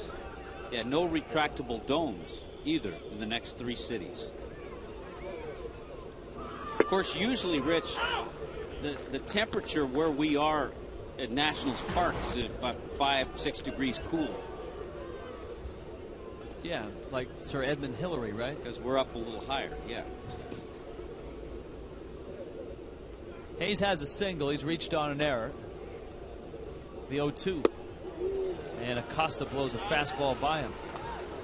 I'm interested to see the lighting in the new ballpark, what it's like during a day game. They've had issues in Milwaukee, but the windows in Milwaukee are on the opposite side of the stadium, and as the sun sets, it shoots through those windows. The sun will be setting behind us. Right. The windows in the Marlins' new ballpark are in left field, pointed east. And so on an afternoon game, say a 1 o'clock start with the roof closed, the sun obviously is going to be directly overhead. I'll tell you, the outfielders will probably enjoy the roof being closed on a day game as opposed to a day game in this ballpark. No question about that. This is a tough ballpark for outfielders and infielders, but outfielders especially on hot days, sunny, a lot of white shirts in the stands. Tough to pick up the ball. Sanchez strikes out. The last 4 Marlin hitters have struck out. G got the last 2 in the 5th. And the first 2 here by Acosta in the 6th. There's a look at the windows. That gives you an idea of what it might look like. Big scoreboard there.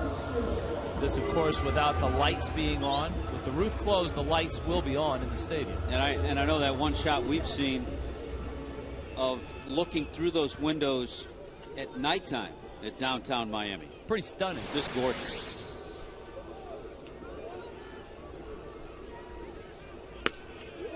Bonifacio takes low and inside. Bonifacio has singled twice and lined out.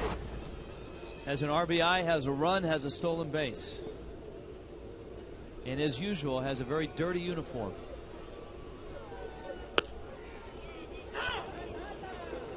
Chevy presents the National League East standings.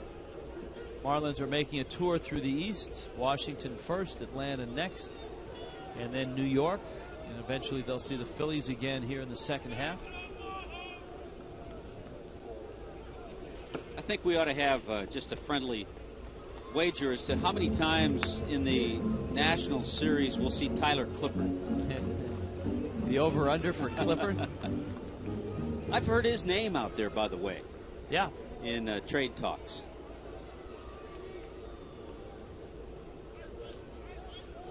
Here's the 2-1.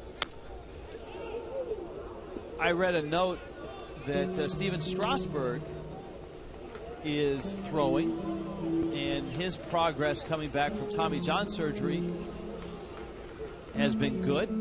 I don't know that he'll be pitching in September, but if he follows the regular progression of a Tommy John pitcher, he should be pitching in September, because that'll be, what, 13 months, 12, 13 months after the surgery? It's always, I think, a tough decision for any club. Then you're dealing with a guy like Strasburg. But I think it's important for him to get out there in a major league game. Obviously, he'll have some minor league rehab assignments before that. That was a pretty good pitch by Acosta. Here comes a 3-2. Little pop up. Reyes is out there and he makes the catch. Manny Acosta shuts down the Marlins in the 6th to the 7th. 1-run game.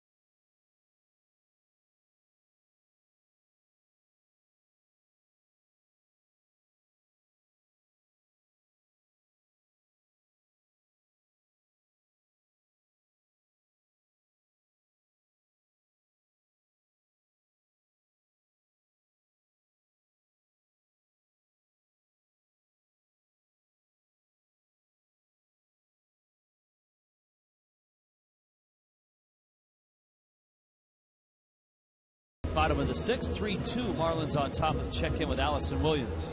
Rich, thank you very much. You guys were talking in the last half about Steven Strasburg making his way back from Tommy John surgery. Well, for the Mets, Johan Santana, who had shoulder surgery back in September, starting to take his next steps to making his comeback. He threw his first bullpen session today here at Sun Life Stadium, threw 45 pitches, and he said he felt pretty good. He seemed very optimistic about how the session went. He also threw on Friday, so the fact that he was able to get out there, throw today, and feel good is definitely a positive sign for him. Now they will wait and see what he feels like tomorrow after throwing today, but if it goes well, he could be poised to make a rehab start on Wednesday and do the math, possibly back in the lineup in the majors by the end of August. And Terry Collins, the skipper, did say yesterday he hopes Johan can get back this year, just so that come spring training next year there are no doubts and he can feel confident about his shoulder for the start of next year. Guys. All right, Allison, thank you. That on a sunny day, Tommy, that's a tough play for a catcher to turn, and the first thing you see up there is the sun. Well, we talk about that all the time. I mean, everybody else has the opportunity to wear dark glasses and look up in the sun, flip down the glasses. The catcher doesn't have that. Extremely, extremely important inning for Sanchi. Good start to get Reyes, because he struggled last inning, a stressful inning in the 6th, and he has the top of the lineup here. Justin Turner is 1 for 3. Sanchez bounces one up there. 98 pitches for Anibal Sanchez. Randy Choate starting to loosen up in the Marlins bullpen. Badenhop has been up before, and he's up again.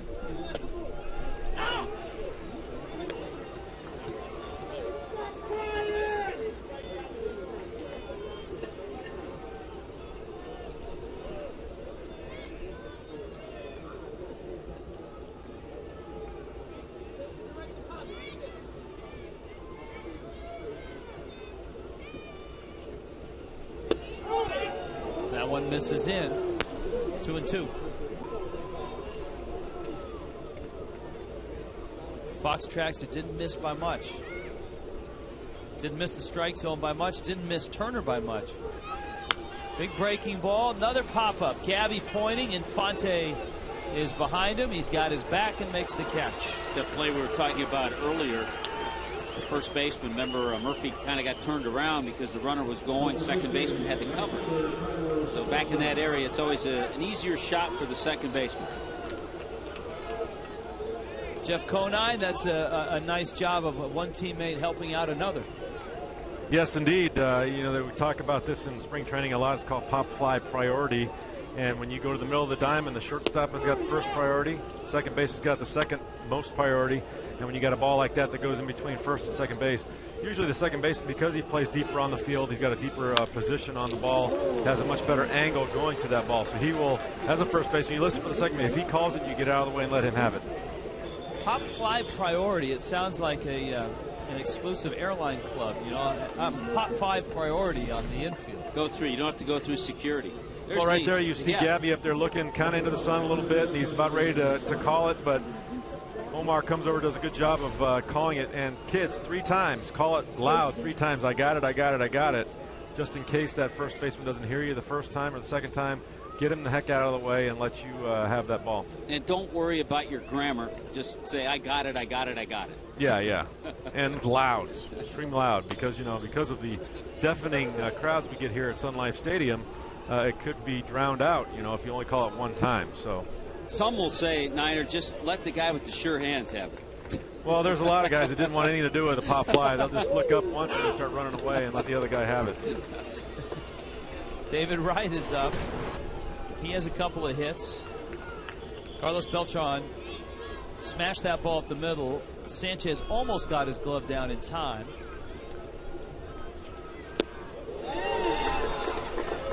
And Anibal is 0-2 on David Wright. In an earlier time and place, Beltran would be a threat to run. He has stolen 3 bases this year.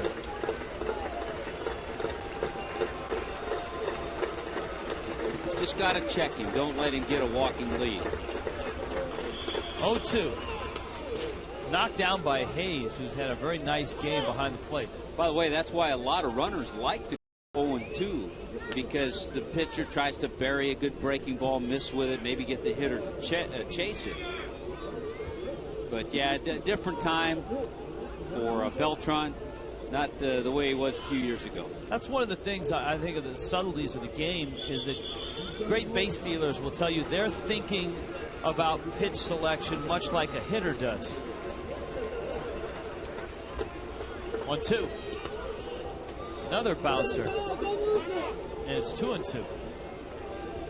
And of course, there are some base stealers who, when they take their lead, will cheat and steal a glance at the catcher and try to pick up a sign. And if they can get a changeup or a breaking ball, will take off. That's when, as a first baseman, you have to kind of keep your eye on your catcher and give him a heads up if he's doing that. 2-2. Boy, 0-2. Now it's full. And now Beltran will get a rolling start with Murphy on deck. Left-hander on deck. That's why Randy Choate is ready. David Wright's had a nice series after coming back a couple of months on the disabled list. He's 5 for 13 in this series. Driven in 4 runs. Hooks that one down the left field line. That ball's hit deep, and it's gone. And David Wright has given the Mets the lead.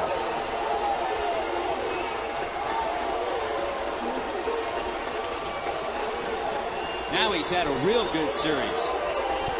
6 for 14. 6 RBIs. Well, you saw how he hooked that breaking ball down that left field line. Watch where this pitch is. Kind of backs up. Wanted to put that slider away. It came back. Wright hooked it and had the power to get it out. Here is Daniel Murphy, who is 2 for 2. And all of a sudden, you start thinking about the opportunities the Marlins had to add on runs. They've had plenty of them from the very start. Here the Met fans are energized now. 0-2 pitch to right field. Stanton over, and Mike is there and makes the catch. But David Wright with a 2-out, 2-run homer, and now it's 4-3 New York.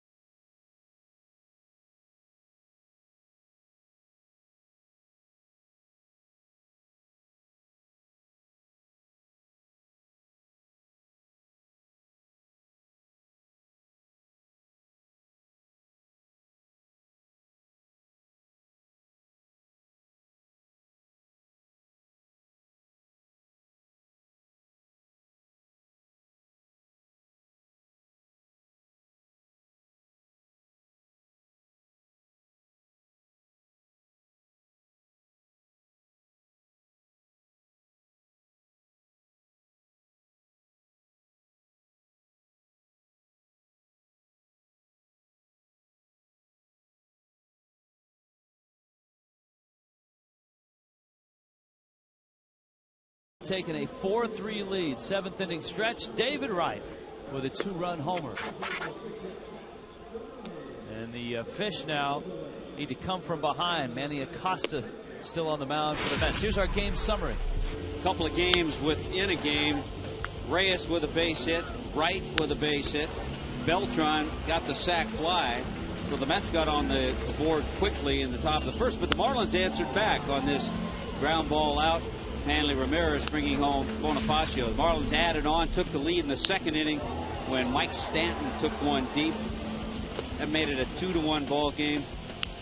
RBI single for Bonifacio later on in that inning drove home Brett Hayes. So the Marlins had a 3-1 lead. But Jason Bay kept it close, makes it a 3-2 game. The Marlins, keep in mind, in the meantime, had opportunities to score. But the Mets, on that 2-run shot off the bat of David Wright, go ahead in this game 4-3. But a couple of opportunities the Marlins had, runners at third base, less than 2 out. They weren't able to cash in that run. Noted Marlin killer David Wright in the series, now with 6 hits, 6 RBIs. It's his 7th career home run in this ballpark, hitting over about 320. And so now the Marlins will try to climb back to 4. Omar Infante, Gabby Sanchez, and Hanley Ramirez. And this is Acosta's 2nd inning. I think an important inning for the Mets was the 1-2-3 inning Acosta had last inning.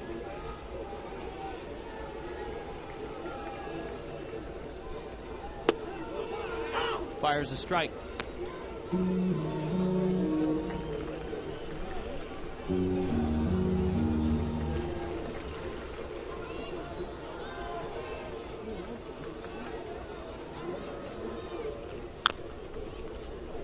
He ties him up.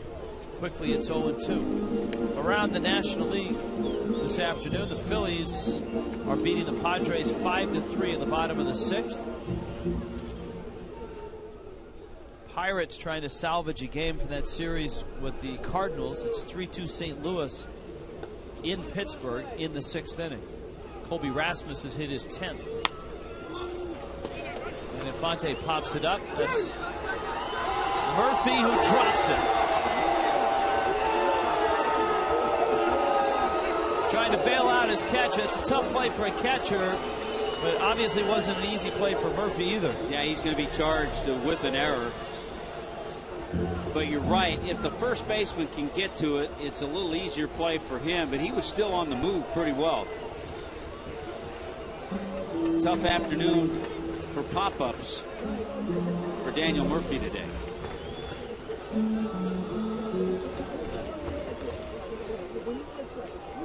New life for Infante.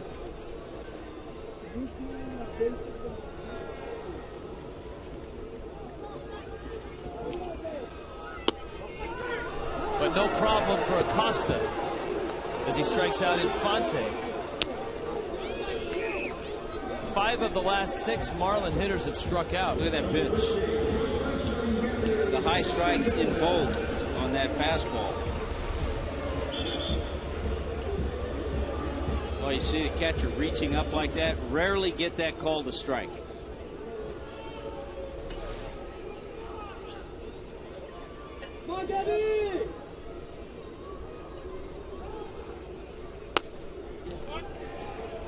Gabby Sanchez now. Sanchez had the big night last night. He's 0 for 2 in this one with a walk. He was at the plate in a bases loaded spot and 2 outs in the 4th. It's that one hard. Turner has it. And Gabby took a 3-1 pitch for a strike and then popped up on the 3-2 pitch. Just one of the many opportunities that the Marlins have had to add to their 3 runs. Well, you think about it, since the 3rd inning, the Marlins have just 1 single.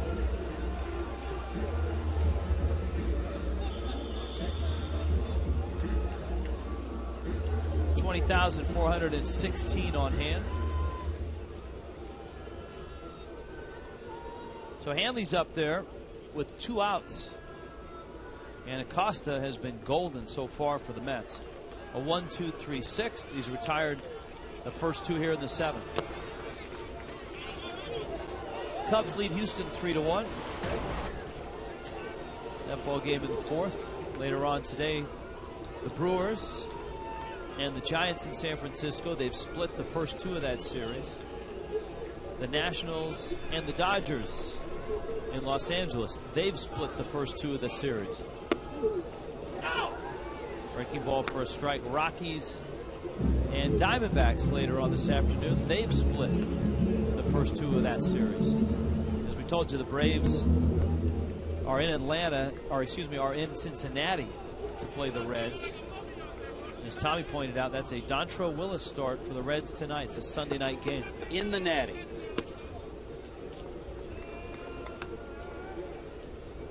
I'll bet you Dontrelle is sporting some of those throwback unis that he's got in the Natty. Or he could have gone to that men's store that the guys went to. Josh Johnson, Mike Stanton. Ricky Nolasco. Yeah. Chris Volstad. Getaway day. Tim Burdack. Pedro Beato. That's right. That's when they were in the Mod Squad type suits. Colorful. Tangerine orange, I think, is what Stanton was in. And the line drive right at David Wright, inning over. 1-2-3. Acosta retires all 6 that he's facing. 8th inning coming up.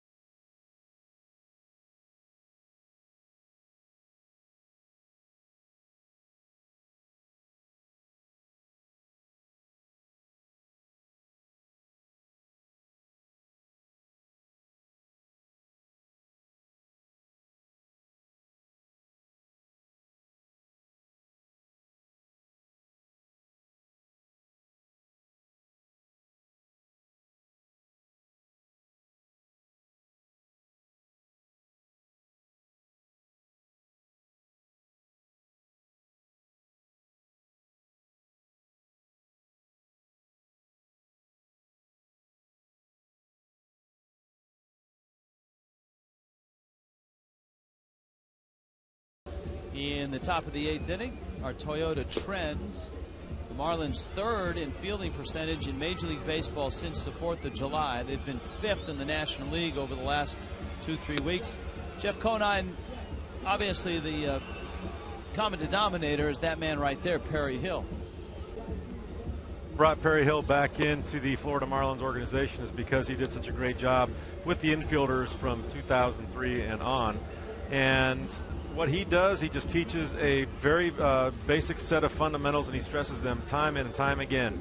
Spring training, we're working on fundamentals all the time. He's got this the 6 F's, and I can't remember all of them, but I know it's field, a funnel, follow your throw, footwork, and these are all things keys that guys can rely on to get their proper fielding position. And as you've seen with what we've done on the field this year, Perry Hill is a very valuable asset.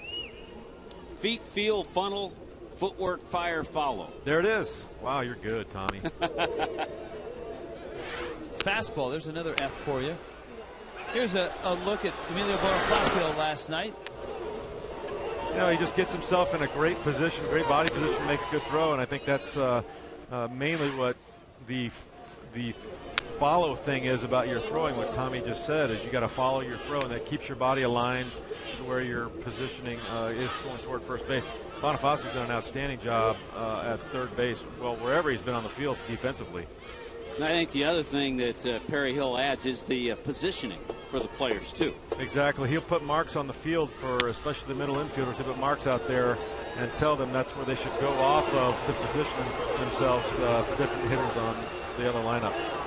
Jason Pridey ends up at second base on a ball that fell between Brian Peterson and Logan Morrison. And I think Peterson may have been surprised when he came up that Pridey was steaming towards second. Yeah, I think you have to come up and fire and then worry about the fact if he's going or not. I think Peterson comes up, looks first, then starts to throw. I think you have to get the ball and come up and throw right away. Good base running on Pridey's part. And the ball was kind of in between. Not so sure if it could have been caught, but a little mix-up out there. Good point, Tommy. I tell the outfielders, especially my young guys, all the time, get to the ball as quickly as you can and get it in as quickly as you can. You can let the infielders decide from there what they're going to do with it. Jeff Conine, good stuff today on a Kids Sunday, and we'll see you on Marlins Live. All right, thanks, guys. Jason Bay. That's in Gabby's glove. Fires to second. Double play. My goodness. That ball looked like it was headed to the right field corner. And at the last second, Gabby Sanchez got his glove up. Oh, you talk about a total disaster if this ball gets over Gabby's head. This is going to be our checkers double play of the game. Out of nowhere, Gabby with the leap, and then his throw a little wide, but Hanley lays out, gets it, and a double play. Good job on Hanley's part to make the grab, and his foot's on the bag, and it's a double play. That's a spectacular double play.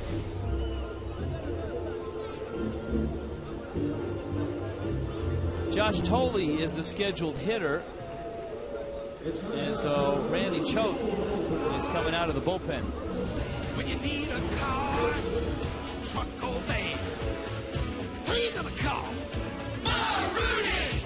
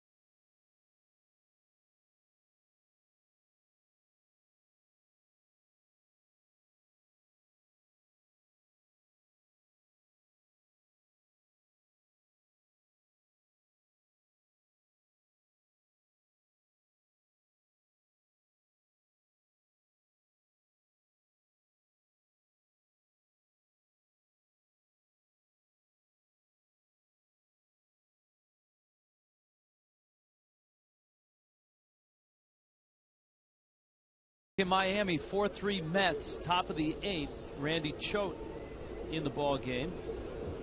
He takes over for Steve Cishek. Josh Tolley is the hitter.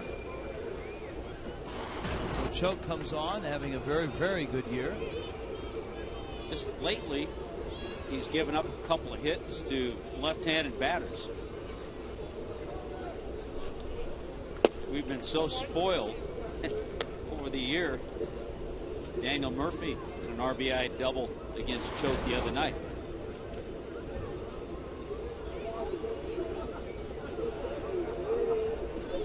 Tolley an 0-for-3 day. Chopper to Hanley, who has the big hop and gets the out. The Mets bullpen's been outstanding. The Marlins trying to keep pace in a one-run game.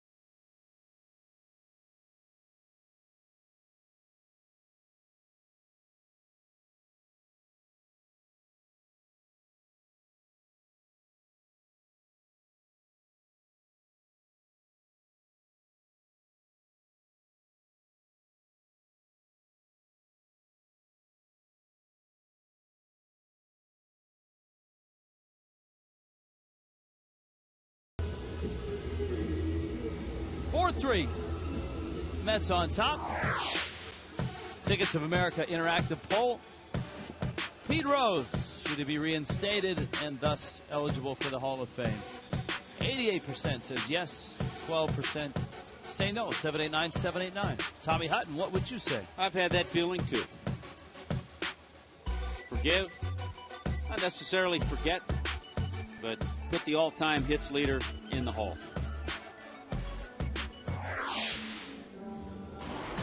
That would be one heck of an induction speech. Bobby Parnell comes in, and Parnell, a hard thrower, has had a good season. Don't know if Cooperstown could handle the masses. Logan Morrison up first. He's 1 for 3. Parnell buzzes him in at 96 miles an hour.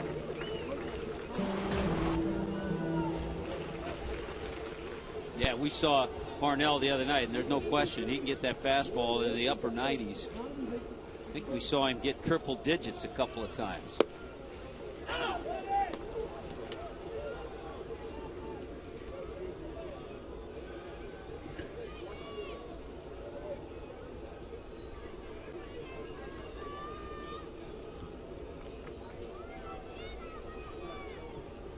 Here's the 1-1. Tommy, you were spot on when the Mets removed Angel Pagan from the game. Well, it was a move that had to be because of some kind of injury, and he didn't look like he was limping or anything. Yeah, dehydration and from the effects of the heat.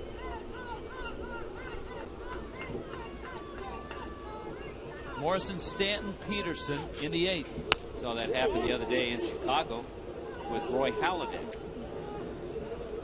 That was the day after the Marlins left Chicago. Who's back on the mound, by the way, for the Phillies against the Padres. Phillies have a 5-3 lead. Halladay's gone 7 innings, giving up 8 hits, 3 runs, 2 earned. It's plenty hot in Philadelphia today. Oh yeah, as well.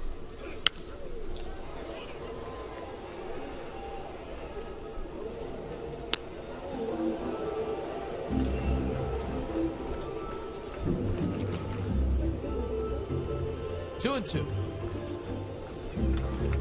I know you always say that because you like me to go to my AccuWeather forecast. See, I've already beaten you to it. 98 degrees. Oh, there you go. Currently in Philadelphia. Now, is that the actual temperature, or it feels like 98? I believe that's the actual temperature.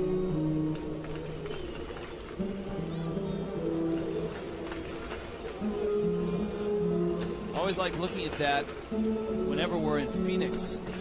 The Marlins usually hit Phoenix in July, and it's just an obscene 113, 114.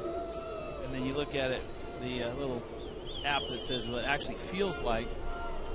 Sometimes you get up to 116, 117. Morrison drives that ball to center field, hits it well. Back goes Pridey. Gone!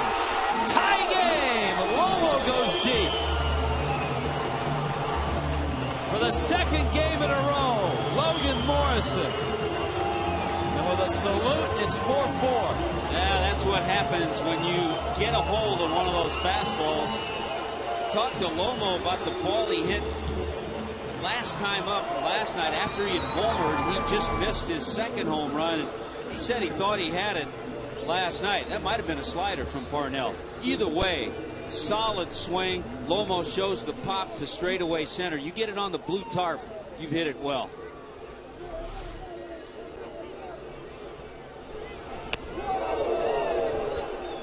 Parnell, a fastball up and in to Mike Stanton. And the count's 1-0. Stanton is homered, bounced into a double play and struck out. 15 home runs for Logan Morrison. And remember, Morrison missed a good chunk of time with that foot sprain. This is only game number 80 for Morrison. Everybody else is right in the upper 90s.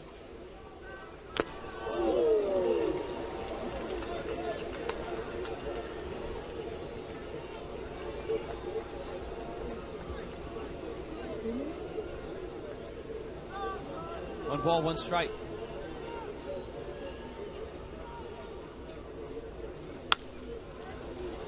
And he's challenging Stanton with 97-mile-an-hour fastballs.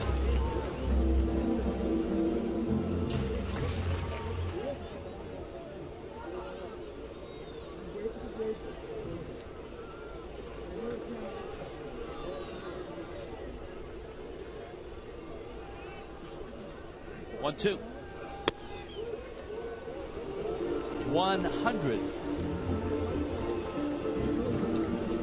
He might be throwing the heat index. Feels like 102.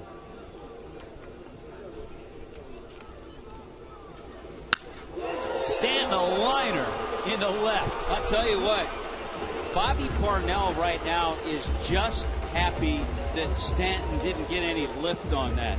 Because if he got lift on that, you're talking upper deck. He turned around a 98-mile-an-hour fastball.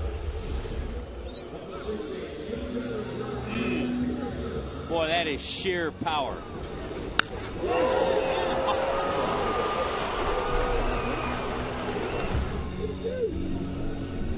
Now stands at first, and here's Peterson. Let's see how the Marlins play it.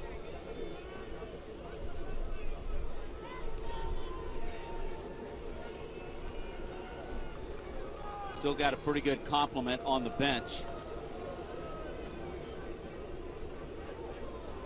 Peterson squares, drops the bunt down, foul. Not easy to bunt a guy throwing in the upper 90s either.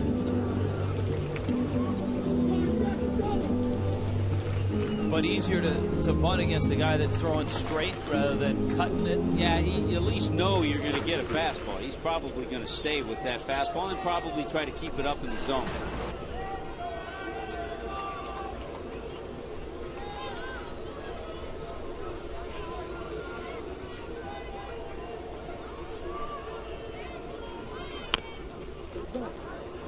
Well, he's pulled them both wide down the first base line. You keep the bunt on at 0-2. I would say no, but I wouldn't rule it out with Jack. I would just assume, because he hadn't had real good bunt attempts. So I would just assume see him swing. If he's going to strike out, at least swing instead of striking out trying to bunt.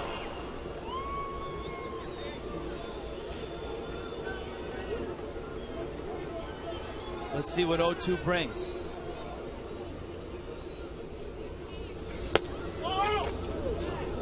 He took a close pitch for ball one.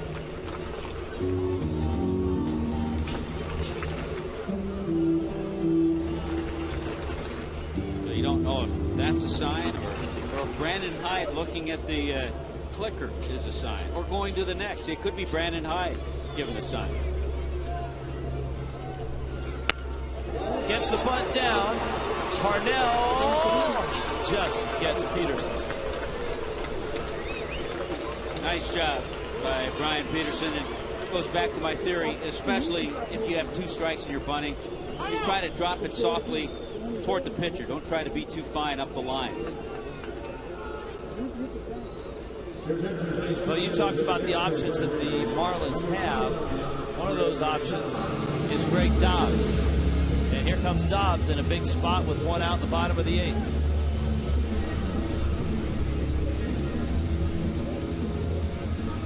This should be interesting to watch. You've got Dobbs, who always has such a good approach.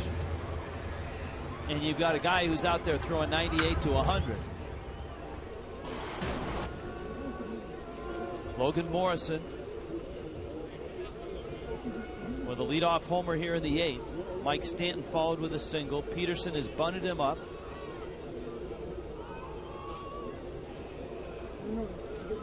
Now Dobbs against Parnell. Threw a breaking ball, and it's popped into shallow left. Bay comes in, and he makes the catch. Maybe I missed something, but I think that's the first breaking ball Parnell's thrown all inning. Unless the one, I need to see it back again, he threw the Lomo for the home run. May have been a slider. A little surprised that Dobbs a lot of times goes up there all the time with a great idea. Unless he was looking slider. I don't know why he would be, though, because of all the fastballs Parnell's been throwing. But a big out for the Mets. So the corresponding move after pinch hitting for Hayes, John Bucknow.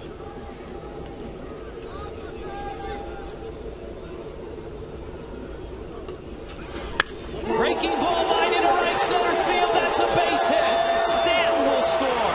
Buck around first, digging for second. He is in there. He got a slider and he hammered it. Parnell stayed with the slider. He figured, well, I got Dobbs out on the slider, one pinch hitter. I'll go after the right-handed pinch hitter with the same pitch. There it is. Buck with a great swing to stay down and drive it the other way. Good base running for a guy off the bench who doesn't have great speed. He gets the second with a nice swing.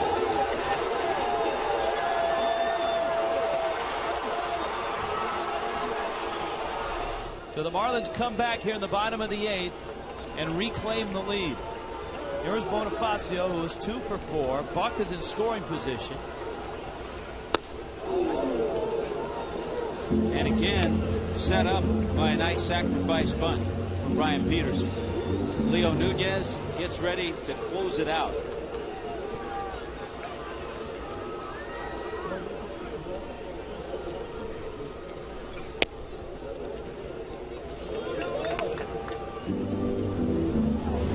Ball and a strike.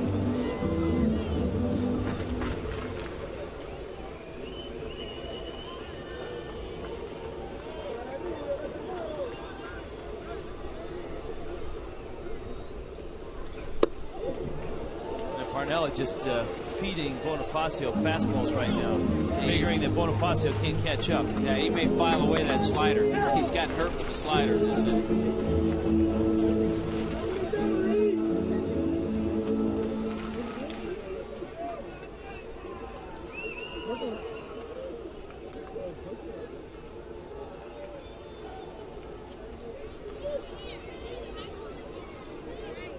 One, two.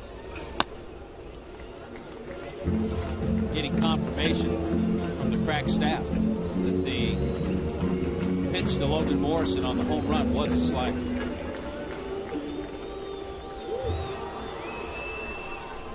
So those are the 2 big hits in the inning. The Morrison homer, the Buck RBI double. Stanton hit a fastball for his single. And Bonifacio goes after a fastball. Bobby Parnell coughs up the lead. The Marlins get some big hits.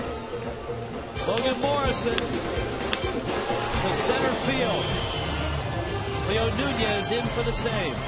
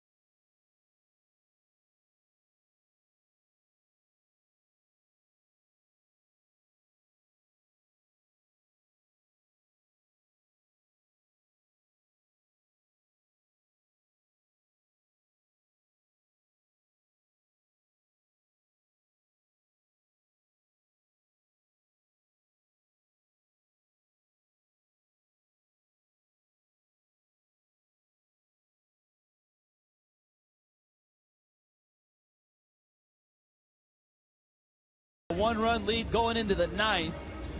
He stays in the ball game.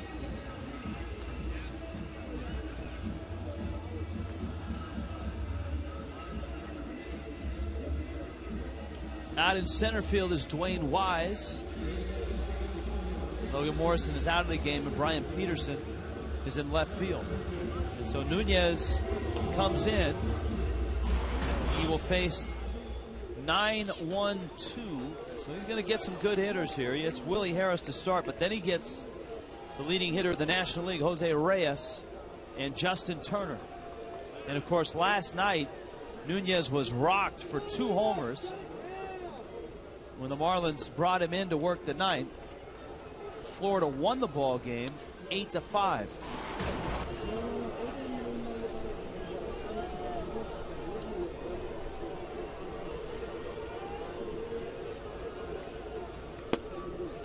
There's a strike. And it's 1-1.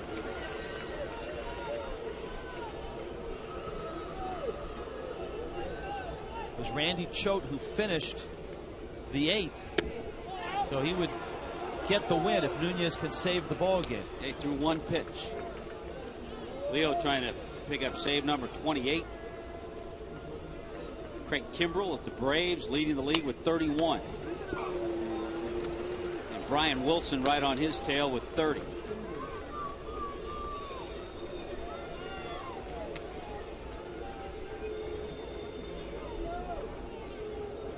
Jack McKeon studying the lineup card.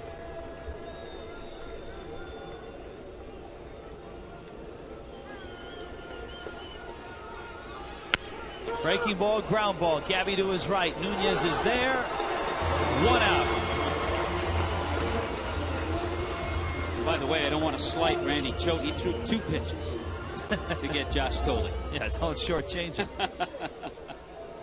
Well, here comes Jose Reyes, and we told you about the home runs. You saw Lucas Duda's homer. This was the next pitch to Jose Reyes. And remember, those 2 home runs were on pitches right middle of the plate, weren't that hard. After Leo Nunez got a visit from his pitching coach, Randy St. Clair, all of a sudden that fastball velocity went up about 4 or 5 miles an hour, and he retired the next 3 hitters. So Reyes has added to his National League leading average with 2 hits in this one. Now at 354. About 7 for 15 in the series.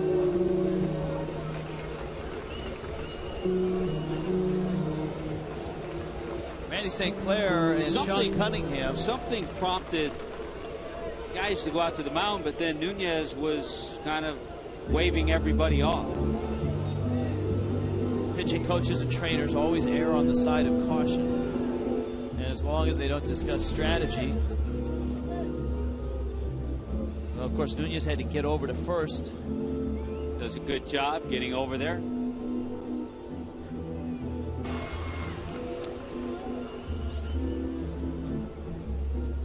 I think he just lost a little breath getting over there.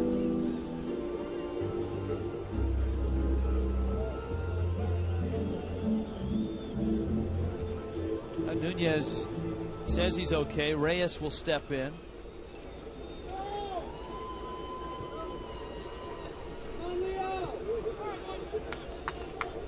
So the Marlins try to put a finish on this after a disastrous start to the homestand, being swept by the San Diego Padres.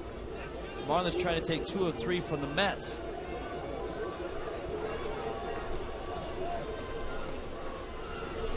Reyes takes a changeup outside.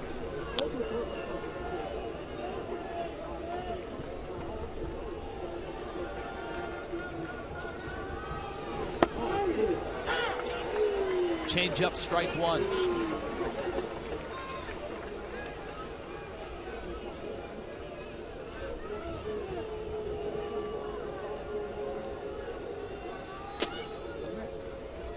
He misses in with the fastball. A win would bring the Marlins back within 4 games of 500. As they head off then to take on 3 National League East teams. including the Mets at the end of the trip. Leo pours across a strike. Count evens at 2-2.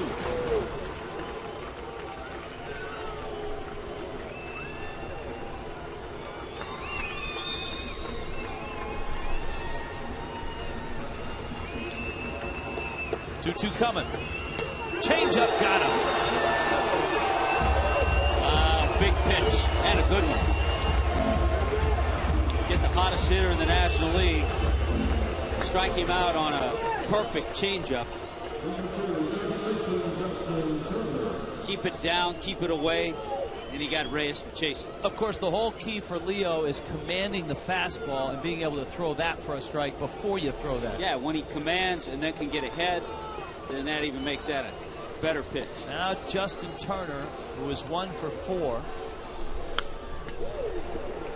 95-mile-an-hour fastball. It is 0-1.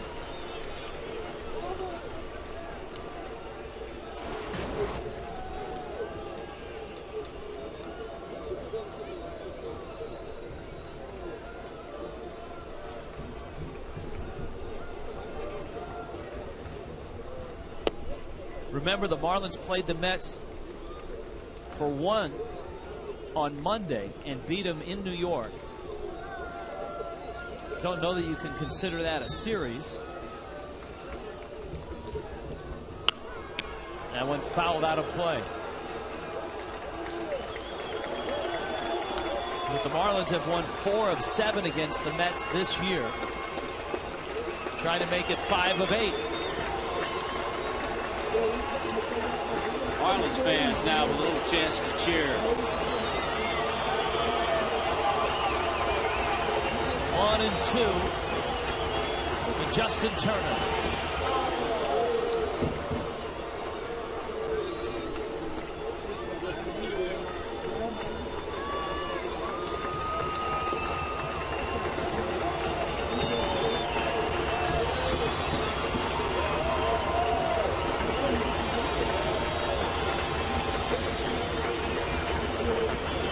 Nunez 2-2. Got him! Ball game! 97 on the fastball. And the Marlins beat the Mets and take the series. A nice come-from-behind win for Jack McKeon and the Marlins. Leo Nunez nails it. And the Marlins win it 5-4.